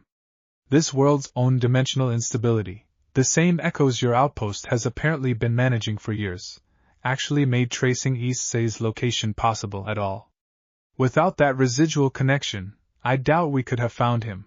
The revelation settled heavily over the gathered household, the bittersweet reality of an impossible reunion complicated immediately by the uncertain, limited nature of whatever connection remained between the two worlds, and Issei, processing the full weight of everything Rias's arrival represented, felt a complicated tangle of joy and grief and uncertain hope all competing for his attention at once.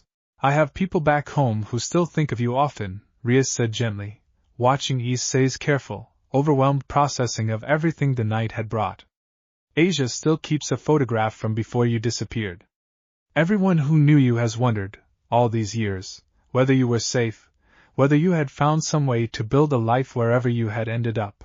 Tell them I am safe, Issei said, voice thick with emotion. Tell them I found exactly that. A whole life, a family, more happiness than I ever expected to find twice in one lifetime. I never stopped thinking about all of you either. I just eventually had to make peace with believing I would never get the chance to tell you that myself. You get that chance now, Rias said softly, and the quiet, profound weight of that simple truth settled over the gathered household with a warmth that eased, at least somewhat, the complicated uncertainty of everything this impossible reunion still had left to resolve. The warning came from Farron, arriving breathless at the palace just as dawn began breaking over the capital, barely hours after Rias's arrival had first upended the household's careful, settled peace. The rift has destabilized again, she reported urgently. Worse than before. And Asen's old instruments are detecting something else coming through, something that does not match the signature of your visitor's original arrival. Rias's expression sharpened immediately with a focused, tactical alertness that Issei recognized, with a strange pang of old familiarity, from countless battles fought together in an entirely different world. That should not be possible, she said. The method we used to open the connection was meant to be precisely targeted, a single controlled passage. If something else is coming through, either our calculations were flawed, or something on our side deliberately exploited the opening we created. The household moved quickly, the full team, Issei, Akame, Esdeath, Rias, and a hastily assembled contingent including Bullet and Leone, making their way back toward the research outpost with an urgency that echoed the desperate, coordinated efficiency of the war's most demanding operations, though tempered now by years of hard-won experience that made even this unprecedented crisis feel, to Issei, considerably more manageable than it might once have. They arrived to find the clearing in chaos, the rift pulsing with unstable, violent energy considerably more dangerous than its earlier, more controlled appearance, and emerging from its shifting light, a creature unlike anything Issei had encountered in either of his two worlds, its form drawing on dark, corrupted magic that felt disturbingly familiar despite its entirely unfamiliar shape. That is a stray, Rias said grimly, recognition and alarm mixing in her voice. A devil who abandoned their duties and turned to consuming other supernatural beings for power. I do not know how one could have followed me through, unless it somehow detected the rift's opening and forced its way through in the chaos. The battle that followed demanded a coordination unlike anything the household had faced before, Issei's boosted strength fighting alongside magic and tactics from an entirely different world, Rias's own considerable power, drawn from years of experience Issei had never witnessed firsthand, combining with Esdeath's tactical precision and Akame's lethal efficiency in a display that felt, to everyone watching, like witnessing two entirely separate legends finally, dramatically intersecting. The Stray proved formidable, its corrupted power resistant to conventional attacks in ways that echoed the strange, unstable creatures the original Rift's echoes had once produced, and it was ultimately the combination of Issei's dimensional energy, the same strange gift that had once proven uniquely effective against those earlier creatures, and Rias's own devil magic, working in tandem in a way neither of them had ever had the opportunity to test together, that finally proved capable of unmaking the creature's unnatural, corrupted form entirely.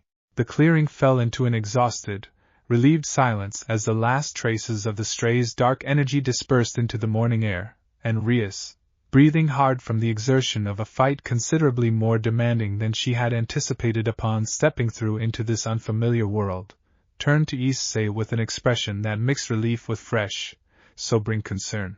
"This changes things," she said. "If dangerous creatures from my world can exploit these rifts, however rare that possibility might be, we need to consider whether maintaining any connection between our worlds is worth the risk it introduces to yours." Issei considered the question carefully, weighing the impossible joy of reconnecting with everything he had left behind against the genuine danger this crisis had just demonstrated, and found himself, for the first time since Rias's arrival, confronting the full complexity of exactly what maintaining this connection might actually cost the family and world he had built here. "I do not have an easy answer for that," he admitted honestly. "I want the connection. I have wanted it for years, more than I let myself fully acknowledge until tonight. But I am not willing to risk this world's safety for my own unresolved grief over the one I lost. We need to think about this carefully, together, before we decide anything." Akame, standing close beside him amid the wreckage of the battle, reached for his hand, her expression carrying the same steady, thoughtful support she had offered through every difficult decision this remarkable family had faced together. "Then we think about it carefully," she said. "Together, the way we do everything. Whatever we decide, it will be the right choice, because we will make it as a family, not out of fear or rushed desperation." Rias, watching the quiet, unshakable trust between them, felt something complicated and genuinely moved settle into her own expression, understanding, perhaps for the first time since stepping through that unstable rift, exactly how completely Issei had built a life here worth protecting, whatever the ultimate cost to reconnecting with everything he had left behind. The council chamber hosted a very different kind of discussion the following evening. The full household gathered alongside Rias and Farron's careful, detailed research findings, the weight of a decision that would shape the future of two entire worlds settling heavily over the assembled family. Farron's investigation of the rift's current state offered at least some reassurance. The instability that had allowed the Stray to follow Rias through having been, upon careful study, a rare and unlikely confluence of circumstances rather than an inherent vulnerability in the connection itself. "If we proceed carefully, with proper safeguards and monitoring," she explained, "the risk of similar incidents can be significantly reduced, though I cannot promise it eliminated entirely. Any connection between worlds carries some inherent risk. The question is whether the value of maintaining it outweighs that risk, and I do not believe that is a decision for researchers to make alone." Najenda, still one of the council's most trusted voices even years into her formal retirement from active leadership, offered her own careful, measured perspective. "This family has faced difficult, uncertain risks before," she said. "We built an entire empire's future on the belief that patient, careful trust was worth the danger of occasionally being wrong. I do not think this decision should be approached differently simply because the stakes now span two separate worlds rather than one." Esdeath, drawing on the same strategic thoughtfulness that had guided the household through every significant threat since her own defection, raised the practical question that had clearly been weighing on her since the previous night's battle. "If we maintain this connection," she said, "we need dedicated resources to properly secure and monitor it, the same way we once dedicated resources to understanding the original rift's instability. This cannot simply be an occasional, unplanned visit. It needs to be a genuine, carefully managed relationship between our worlds, with appropriate precautions built in from the very beginning." Rias, listening to the careful, deliberate consideration this family brought to even the most emotionally significant decisions, found herself increasingly struck by exactly how thoroughly Issei's life here had shaped him. The same patient, protective wisdom she remembered from their years together in Ko now clearly woven into an entire family's collective approach to governance and crisis alike. I would want the same precautions on our side, she said. My own world has its own factions who might see an opening between dimensions as an opportunity rather than a gift. I do not intend to let this connection become a vulnerability for either of our worlds, whatever we ultimately decide about maintaining it. It was Hyoudou, present for the discussion at her own insistence, and old enough now to offer her own thoughtful perspective, who finally voiced the question that seemed to crystallize the heart of everyone's careful deliberation. Would this let Papa actually see his old friends again, she asked, not just once, but properly, over time? Rias considered the question with the same careful honesty she brought to everything. If we build the proper safeguards, and if both our worlds commit to the ongoing work required to maintain them, yes, she said. It would not be simple or frequent. But it could be real, and lasting, rather than a single impossible night we all have to say goodbye to forever. Then I think you should do it, Hyoudou said, with the same quiet, thoughtful conviction that had defined her approach to difficult questions since childhood. Papa always taught me that the things worth having are worth the careful, hard work of building safely. This sounds exactly like that. The room settled into a warm, quiet silence at the simple clarity of a child's perspective cutting cleanly through the complicated weight of the adult's careful deliberation, and Issei, looking around at the family gathered together to help him navigate this impossible, unprecedented decision, felt the full, grateful weight of exactly how completely this remarkable household approached every significant choice as something to build together, rather than something any single person, however central to the story, had to decide alone. We build it carefully, he said finally, meeting Akame's eyes, then Esdeath's, watching the quiet, unwavering support in both their expressions settle his own uncertain heart into something considerably more resolved. With every safeguard Farron and Rias's people can develop. But yes, I want this. I want the chance to let my two families finally, properly know each other, rather than remaining forever separated by a door that only ever opened once. The council's formal approval followed within days, and as preparations began for what would become years of careful, deliberate work building a safe, sustainable connection between two worlds that had never been meant to intersect, Issei found himself, for the first time since Rias's unexpected arrival, allowing himself to fully believe that this impossible reunion might become something considerably more lasting than a single bittersweet night. The night before Rias's return through the rift, its connection still stable enough to allow one final, controlled passage before the careful work of building lasting safeguards could properly begin, the household gathered for a celebration that carried the particular, bittersweet weight of a farewell that everyone present hoped, fervently, would not prove permanent. I want you to understand something, Rias told Issei, the two of them sharing a quiet moment away from the gathered celebration, before I go back. I am proud of what you built here. I do not think I fully believed, during all those years of searching, that I would find you thriving quite this completely. Some part of me, I think, feared I would find you broken, or lost, or simply surviving rather than actually living. This, she said, gesturing toward the warm, joyful gathering visible through the chamber's open doors, this is so much more than I ever dared hope for. I could not have built any of it without everything you and the others taught me, back in Ko, Issei said honestly. Every lesson about protecting people, about choosing family deliberately rather than simply accepting whatever circumstance handed you, I carried all of that with me into this world. It shaped everything I built here. Rias's expression carried genuine, moved warmth at that, and she pulled him into a final embrace before the celebration's end, one that carried none of the desperate grief of an ending, only the hopeful, grateful weight of a connection that both of them now believed, with careful optimism, would continue rather than close forever. Tell Akame, and Esdeath, and everyone, she said, that I am glad, genuinely, that they let me into this family's story, even briefly. I do not think I have ever seen you happier, in either of your two lives. I will tell them, Issei promised, and I will tell everyone back home about all of you too, once we build a connection stable enough to let that happen properly. The following morning, the household gathered once more at the research outpost clearing, the rift pulsing with the same careful, controlled steadiness Farron's team had worked tirelessly to stabilize over the preceding days.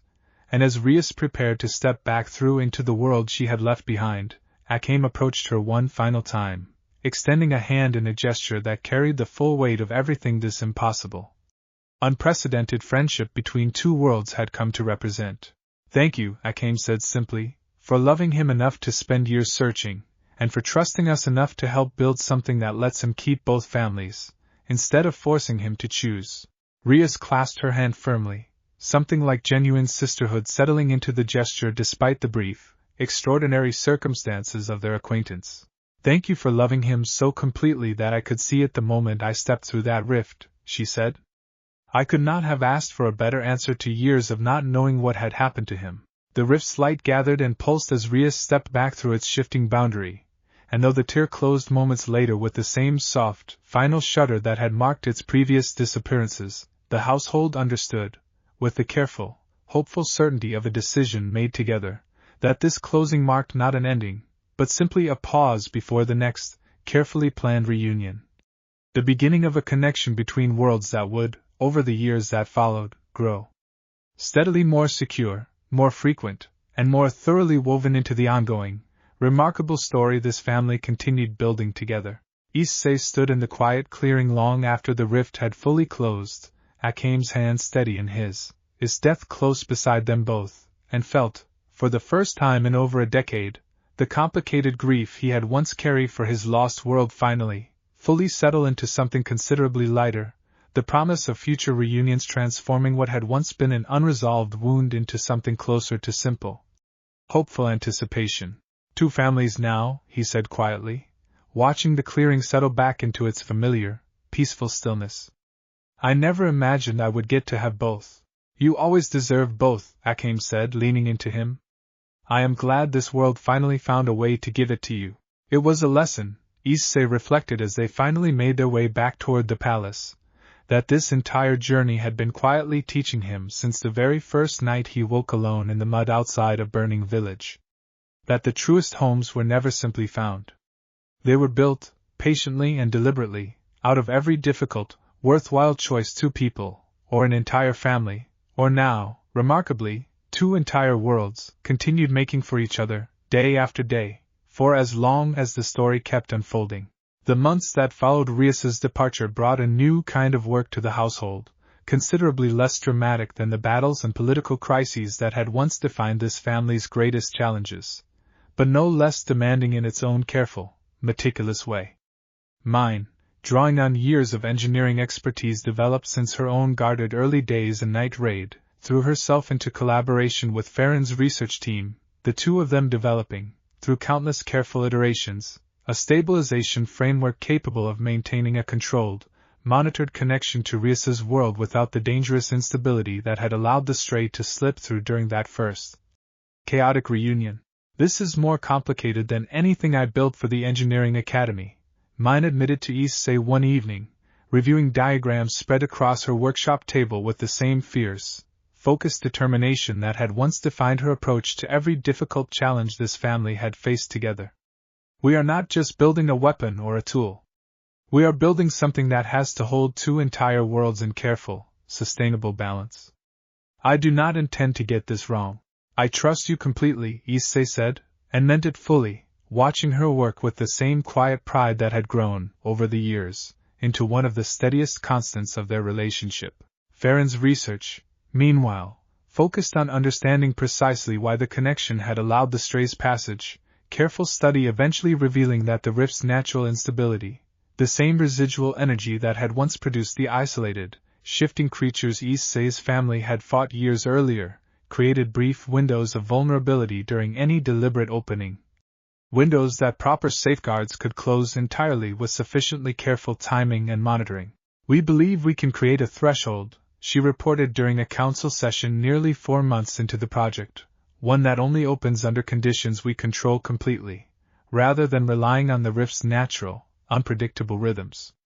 It will require constant monitoring and considerable resources to maintain, but it should allow safe, scheduled passage without the risk we encountered during the Stray's intrusion." The council approved continued investment in the project without hesitation, the value of a safe, lasting connection between worlds considered by every member present worth the resources required to build it properly, and as the months of careful work continued, Issei found himself, more and more often, sharing quiet updates with Akame and Esdeath about the project's steady progress, the anticipation of a genuine, lasting reunion with his old world growing steadily alongside the careful, patient engineering required to make it possible. I keep thinking about what I want to show them, he admitted to Akame one evening, the two of them reviewing Mine's latest progress report together in their private chambers. Rias, and everyone else, once we finally have a connection stable enough for a proper visit. I want them to see everything we built here. Not just tell them about it. Actually show them. I think that is a wonderful idea, Akame said, warmth evident in her voice. I would like to meet them properly too, not just in the chaos of an emergency reunion and a single desperate battle. I want the chance to actually know the people who shaped you before this world ever had the chance to. The work continued through the following winter and into the spring, mine and Farron's collaboration steadily refining the safeguards until, nearly 8 months after Rias's initial, unexpected arrival, Farron finally delivered the news the entire household had been anticipating with careful, hopeful patience. We are ready, she announced during a council session that carried none of the anxious urgency of the household's earlier crises, only settled, grateful anticipation. The stabilization framework has passed every test we can devise without an actual passage to confirm it fully. I believe we can safely open a controlled connection, monitored continuously, for however long both sides agree is appropriate. The household's response was immediate and joyful, and Issei, feeling the full weight of nearly a year's patient, careful work finally reaching its intended culmination, understood, watching his family's genuine excitement at the prospect of finally, properly meeting the people who had shaped his life before this remarkable world had ever entered it, that this particular victory, quieter and less dramatic than any battle this family had ever fought together, might ultimately prove one of the most meaningful of his entire extraordinary journey. We should send word to Rias immediately, he said. Let her know we are finally ready. That evening, as preparations began in earnest for the first properly scheduled exchange, Issei found himself sharing the news with Hijiri and Yuki over dinner, both girls responding with an excitement that warmed his heart considerably, their questions about this other world, about magic and devils and a version of their father's life they had only ever heard described in careful, loving fragments, and Issei, listening to his daughter's delighted questions late into the evening, felt grateful. Once again, that this remarkable family had never once treated wonder as something to be rationed carefully, but instead as something worth sharing as fully and as often as this extraordinary life allowed. The signal reached Rias's world through a careful, coded method Farron and her counterparts on the other side had developed over the preceding months, and within weeks a response arrived confirming what the entire household had spent nearly a year hoping for, a proper, scheduled opening, coordinated between both worlds, that would allow not just Rias but several others from Issei's old life the chance to finally, properly cross over. The day of the reunion arrived on a clear, warm morning, the research outpost's clearing transformed for the occasion with the same careful attention to detail Leone had once brought to the household's wedding celebration years earlier, and as the appointed hour approached, Issei found himself gripped by a nervous anticipation unlike anything he had felt since the war's most uncertain days. They are going to actually be here, he said, pacing the edge of the clearing while Akame watched with quiet, amused patience. After all these years. I do not know if I am ready. You have been ready for this for over a decade, Akame said gently, catching his hand to still his restless pacing. Whatever you are feeling right now is not doubt. It is simply the size of how much this actually matters to you. The rift opened precisely on schedule, its light stable and controlled in a way that bore no resemblance to the chaotic, dangerous energy of its earlier appearances, and as the connection settled into its careful, monitored steadiness, figures began stepping through, Rias first, her expression carrying the same warm, anticipatory joy she had shown during her initial arrival. Followed by a small group Issei recognized instantly, each face striking him with a wave of emotion that nearly buckled his knees entirely. Asia crossed the clearing first, tears already streaming freely down her face, and the embrace that followed carried years of grief and worry. Finally, completely resolved, Issei holding his old friend close while she cried openly against his shoulder, unable to fully voice the overwhelming relief of finally, impossibly seeing him again. "I never stopped praying for you," she managed eventually, pulling back just enough to study his face properly. "Every single day. I am so glad, Issei. I am so glad you are safe." "I am more than safe," Issei said, voice thick with his own overwhelming emotion. "I found an entire life here, Asia. I want you to see all of it." The rest of the small party, familiar faces Issei had carried in memory through every year of this remarkable journey, greeted him with their own overwhelming mixture of relief and joy, and it was only once the initial rush of the reunion had settled into something steadier that introductions began properly, Issei guiding his old friends toward the family that had become the center of his entire life in this world. "This is Akame," he said, pride evident in every word as he introduced her. "My wife." "And Esdeath," he continued, gesturing toward her with the same warm certainty. "Also my wife, in every meaningful sense this world recognizes. And these remarkable people," he said, gesturing toward the gathered household, "are the family that built this entire life alongside me." The introductions that followed carried a careful, warm curiosity on both sides, old friends from one world meeting, for the first time, the remarkable family Issei had built in another, and it was Asia, characteristically gentle and open-hearted, who first broke through any remaining awkwardness, embracing Akame with a warmth that clearly caught the assassin-turned-queen pleasantly off guard. "Thank you for loving him so completely," Asia said. "I can see it in how he talks about all of you, and now I can see it in how you all look at him too. That means more to me than I can properly express." Akame's answering warmth carried genuine, moved gratitude, and as the reunion gradually settled into the kind of easy, joyful gathering that had come to define this remarkable family's approach to every significant milestone, Issei found himself watching two entirely separate lives finally, properly intersecting after so many years of careful, hopeful anticipation. Overwhelmed by a gratitude too vast and too complete to fully put into words. "Come," he said finally, gesturing toward the palace visible in the distance beyond the forest. "There is so much I want to show all of you. An entire world I built out of everything you taught me, back before I ever knew any of this was waiting for me." The days that followed the reunion unfolded with a warmth that exceeded even Issei's most hopeful expectations, his old friends from Ko settling into the palace's rhythms with the same easy curiosity they had once brought to every new challenge in their shared life together, and it was watching them meet Hijiri and Yuki for the first time that Issei felt, perhaps most completely, the full circle this impossible reunion represented. "You must be Hijiri," Asia said gently, kneeling to properly greet the girl who studied her with the same careful, thoughtful attention she brought to everything. "Your father has told us so much about the family he built here, even though we only just got the chance to actually meet all of you. Papa says you helped raise him, in a way," Hijiri said, with the particular directness children often brought to significant observations. "Before he came here."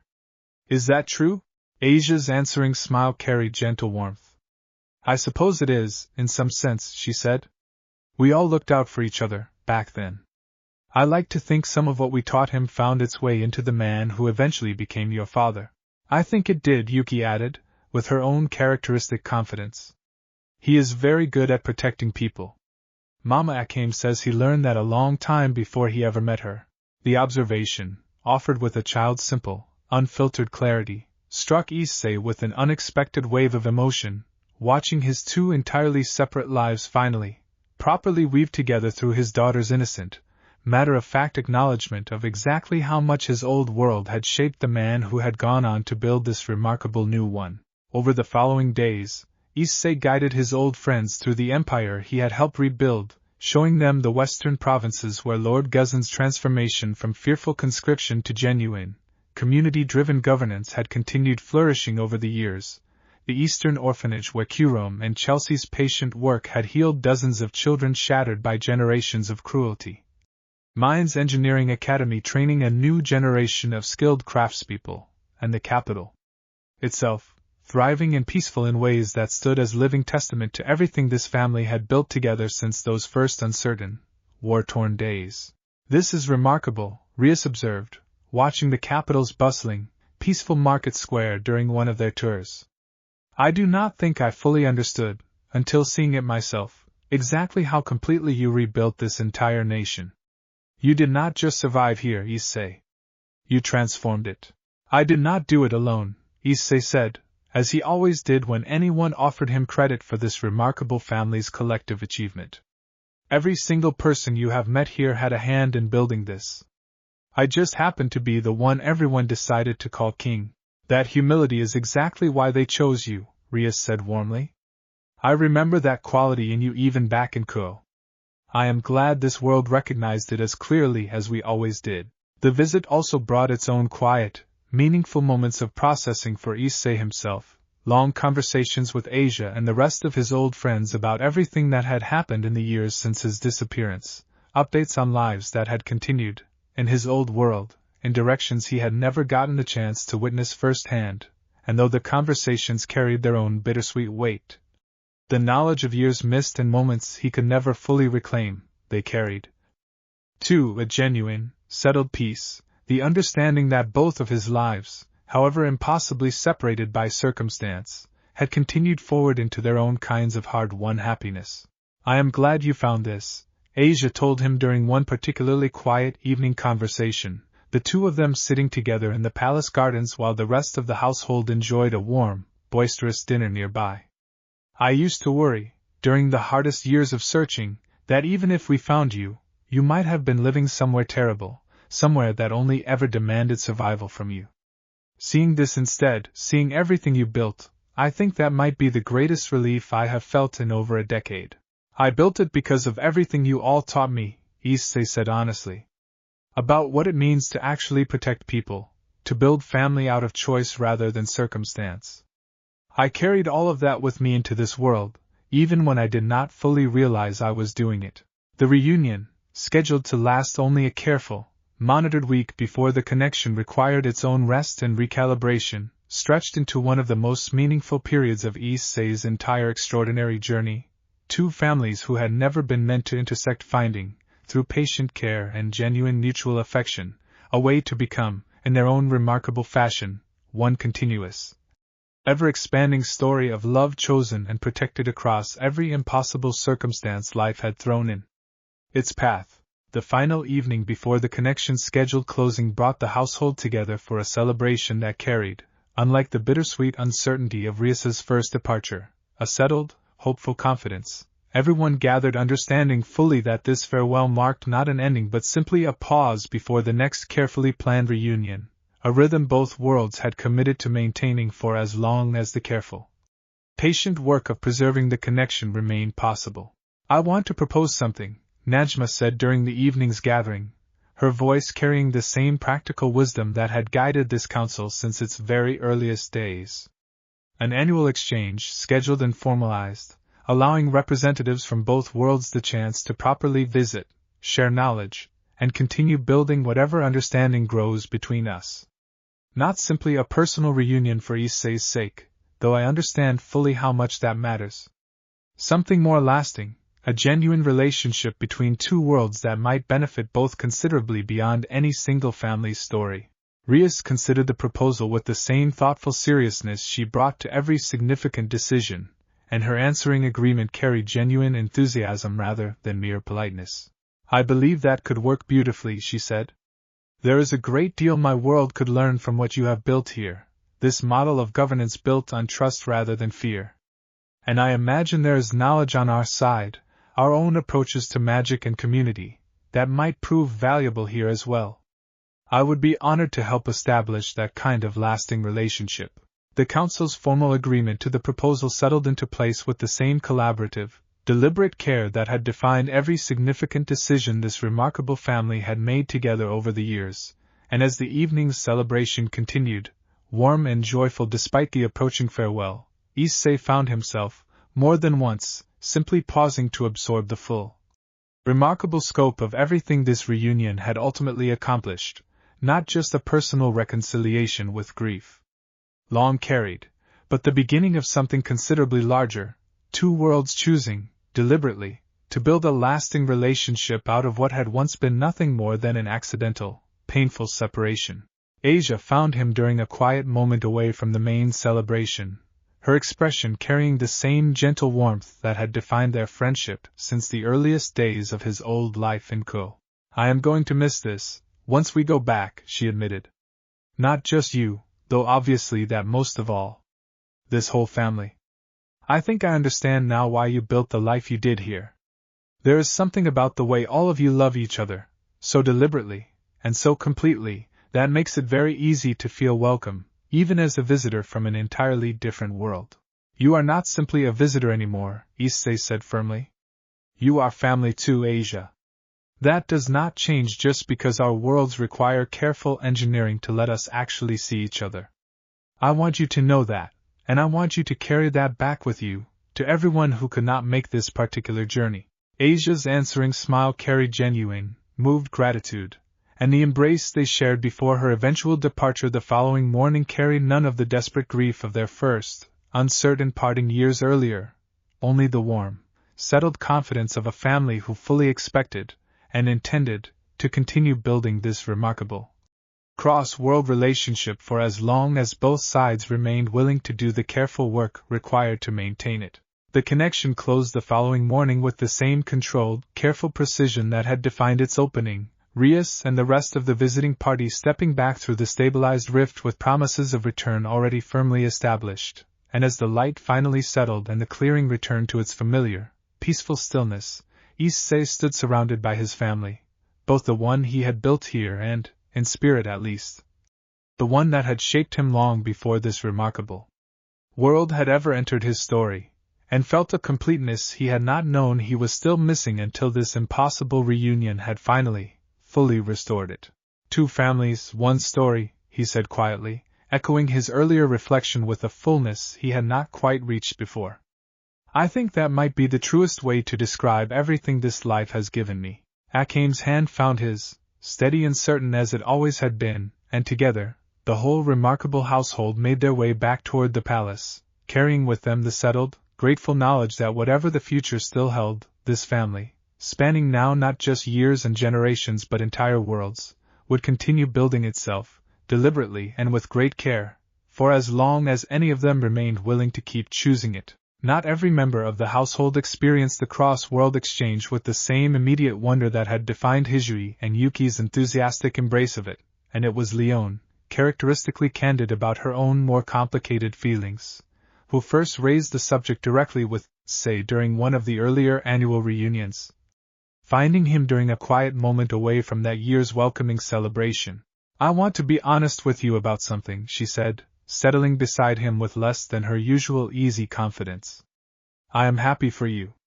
Genuinely. Watching you get your old world back, even partially, it makes me happier than I probably know how to properly express. But I also feel strange about it sometimes, and I do not entirely know how to untangle that feeling." Issei turned to give her his full attention, understanding immediately the vulnerability behind the admission. "Tell me," he said gently. "I think somewhere underneath the happiness, I am a little afraid," Leone admitted. "Not that you would leave, exactly. I trust you too completely for that fear to really take root.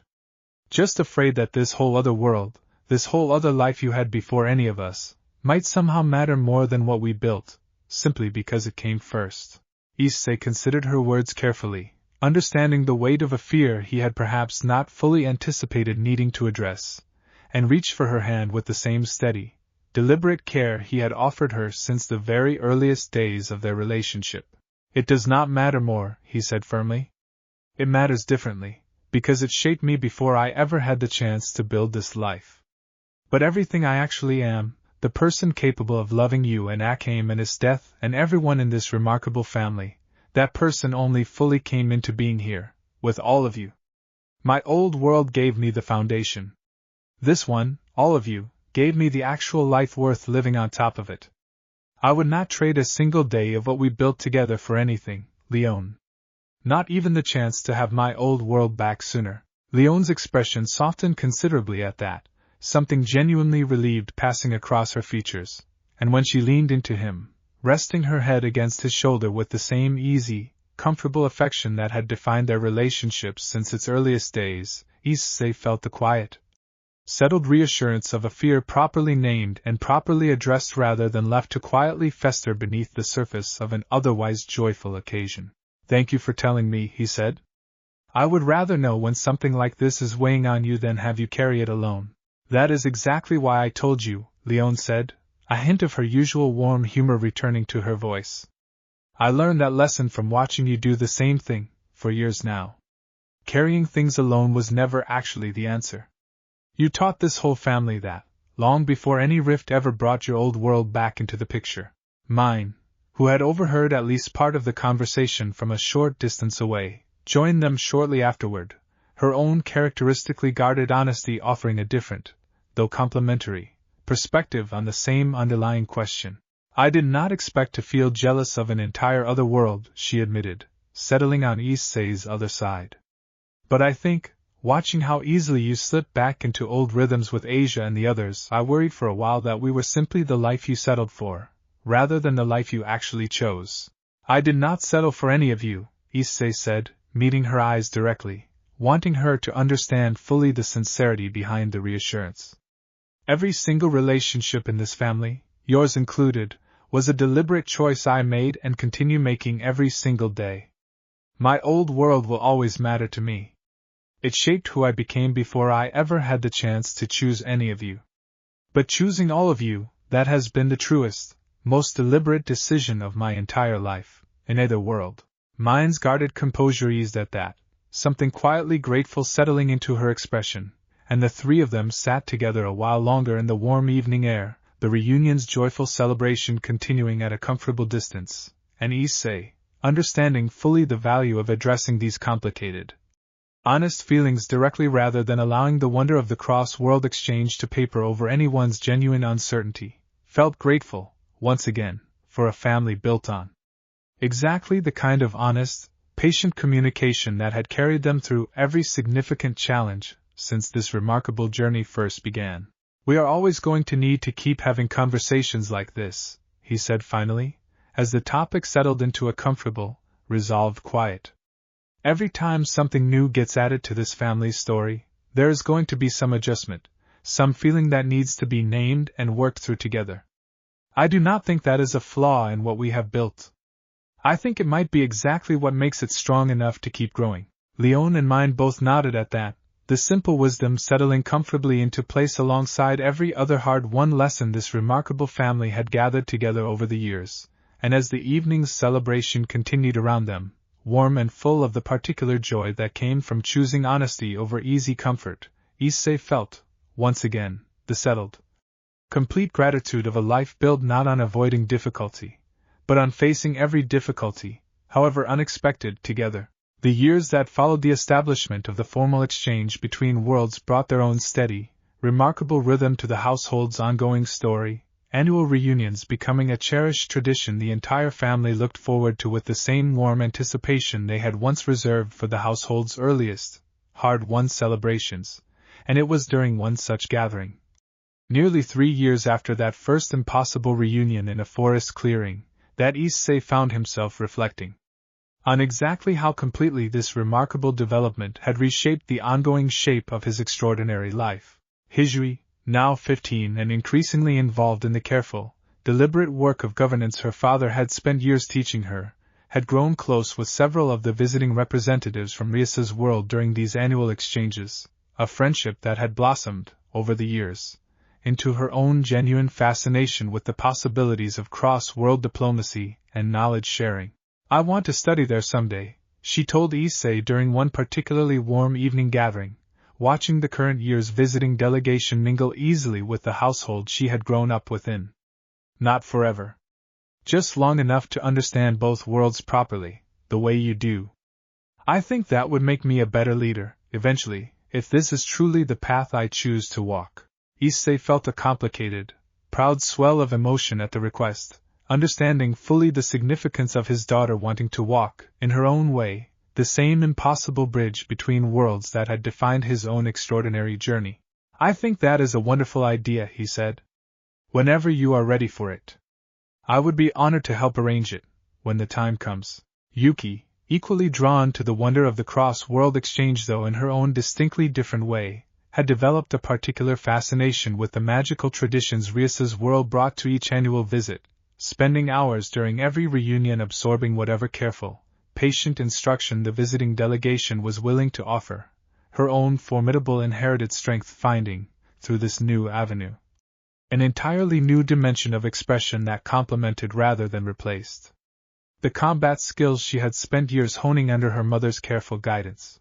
Watching both girls navigate this expanded, remarkable inheritance with such genuine enthusiasm and thoughtful curiosity, Issei found himself, more and more often during these annual gatherings, overwhelmed by gratitude for exactly how completely this family had grown, not just in number and love, but in the sheer, remarkable scope of the world, or rather worlds, they now called home together. The Restoration Circle's ideology, once a genuine threat to the Empire's stability, had faded steadily over the years into little more than a fringe curiosity, the patient, careful work of proving trust could hold together better than fear having thoroughly, comprehensively demonstrated its value across nearly 2 decades of steady, hard-won peace. The Eastern Orphanage continued its remarkable work under Jerome and Chelsea's patient guidance, having grown, by this point, into a model studied and replicated throughout several other provinces. Mines Engineering Academy had expanded its scope to include collaborative projects with researchers from Rias's world, the cross-pollination of 2 entirely different approaches to craft and technology producing innovations either world could likely have achieved alone.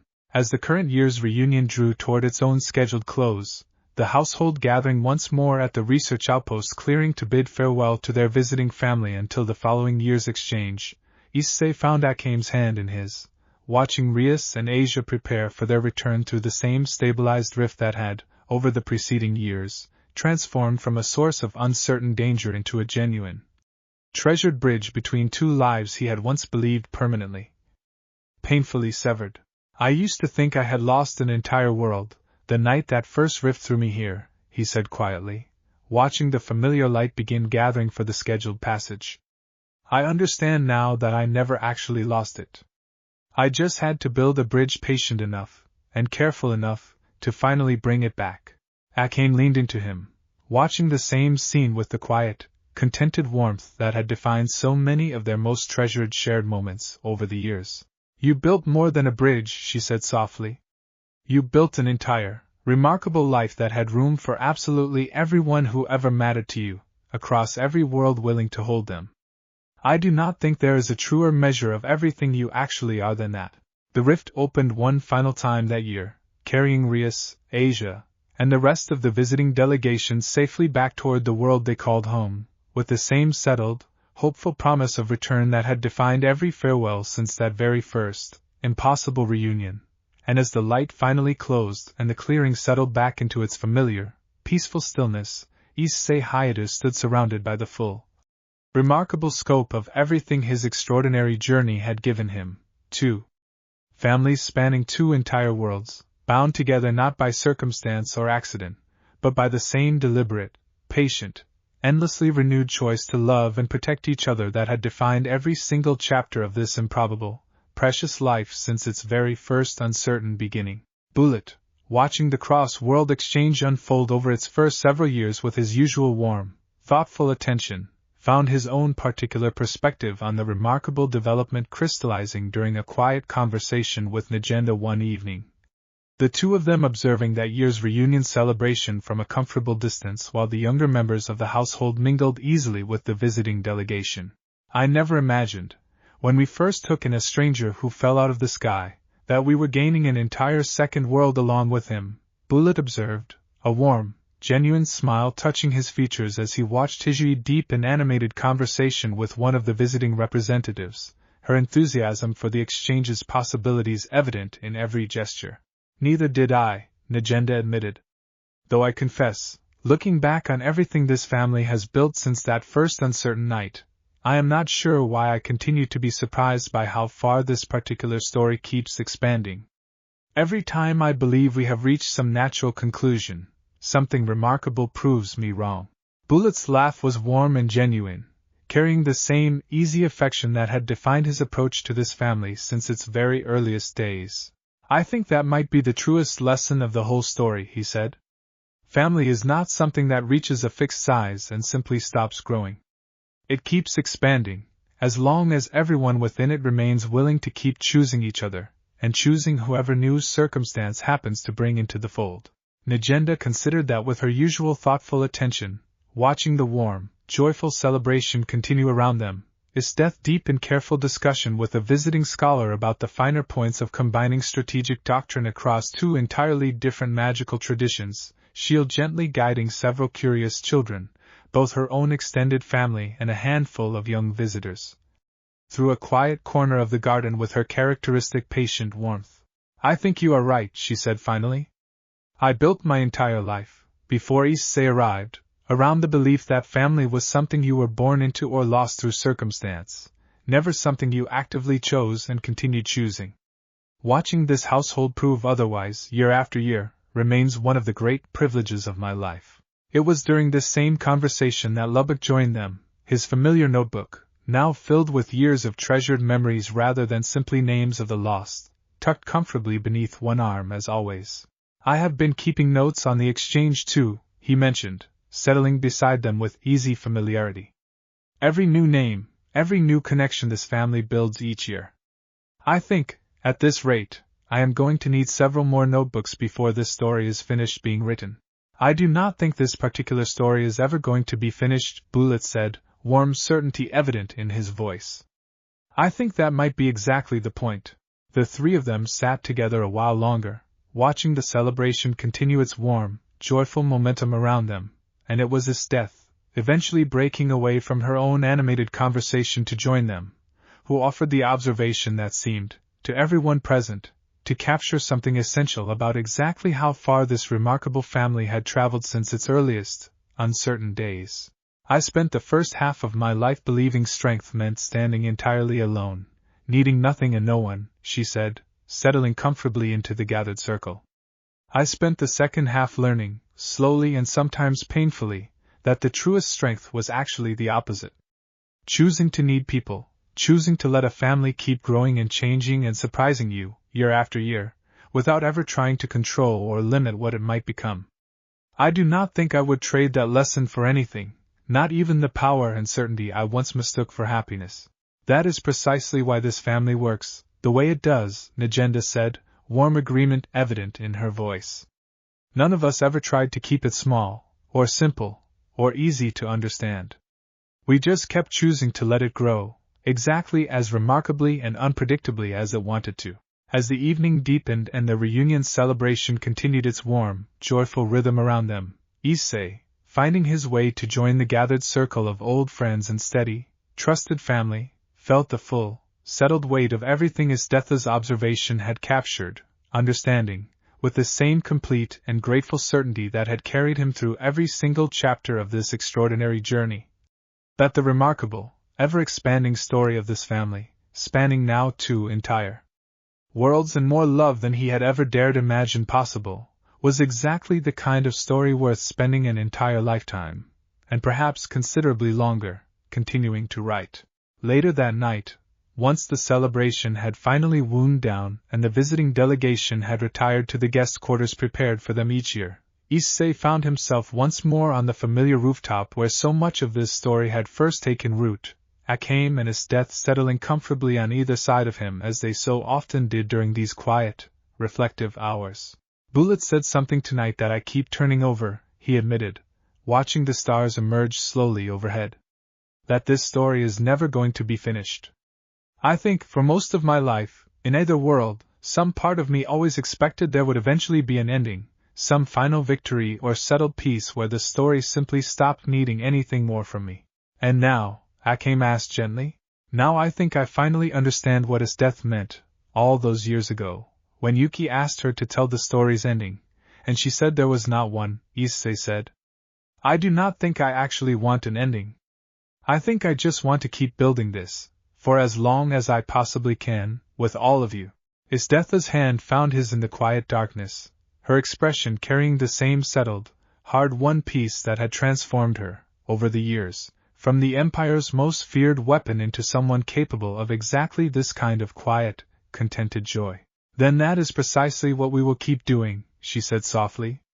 Together, the same as we always have, for as many years, and as many worlds, as this remarkable life still has left to give us.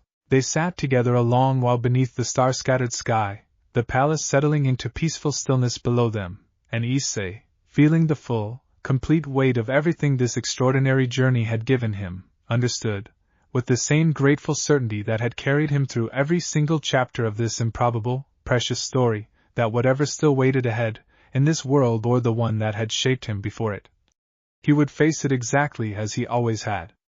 Together, and without a single doubt that every impossible step of the journey had been worth taking.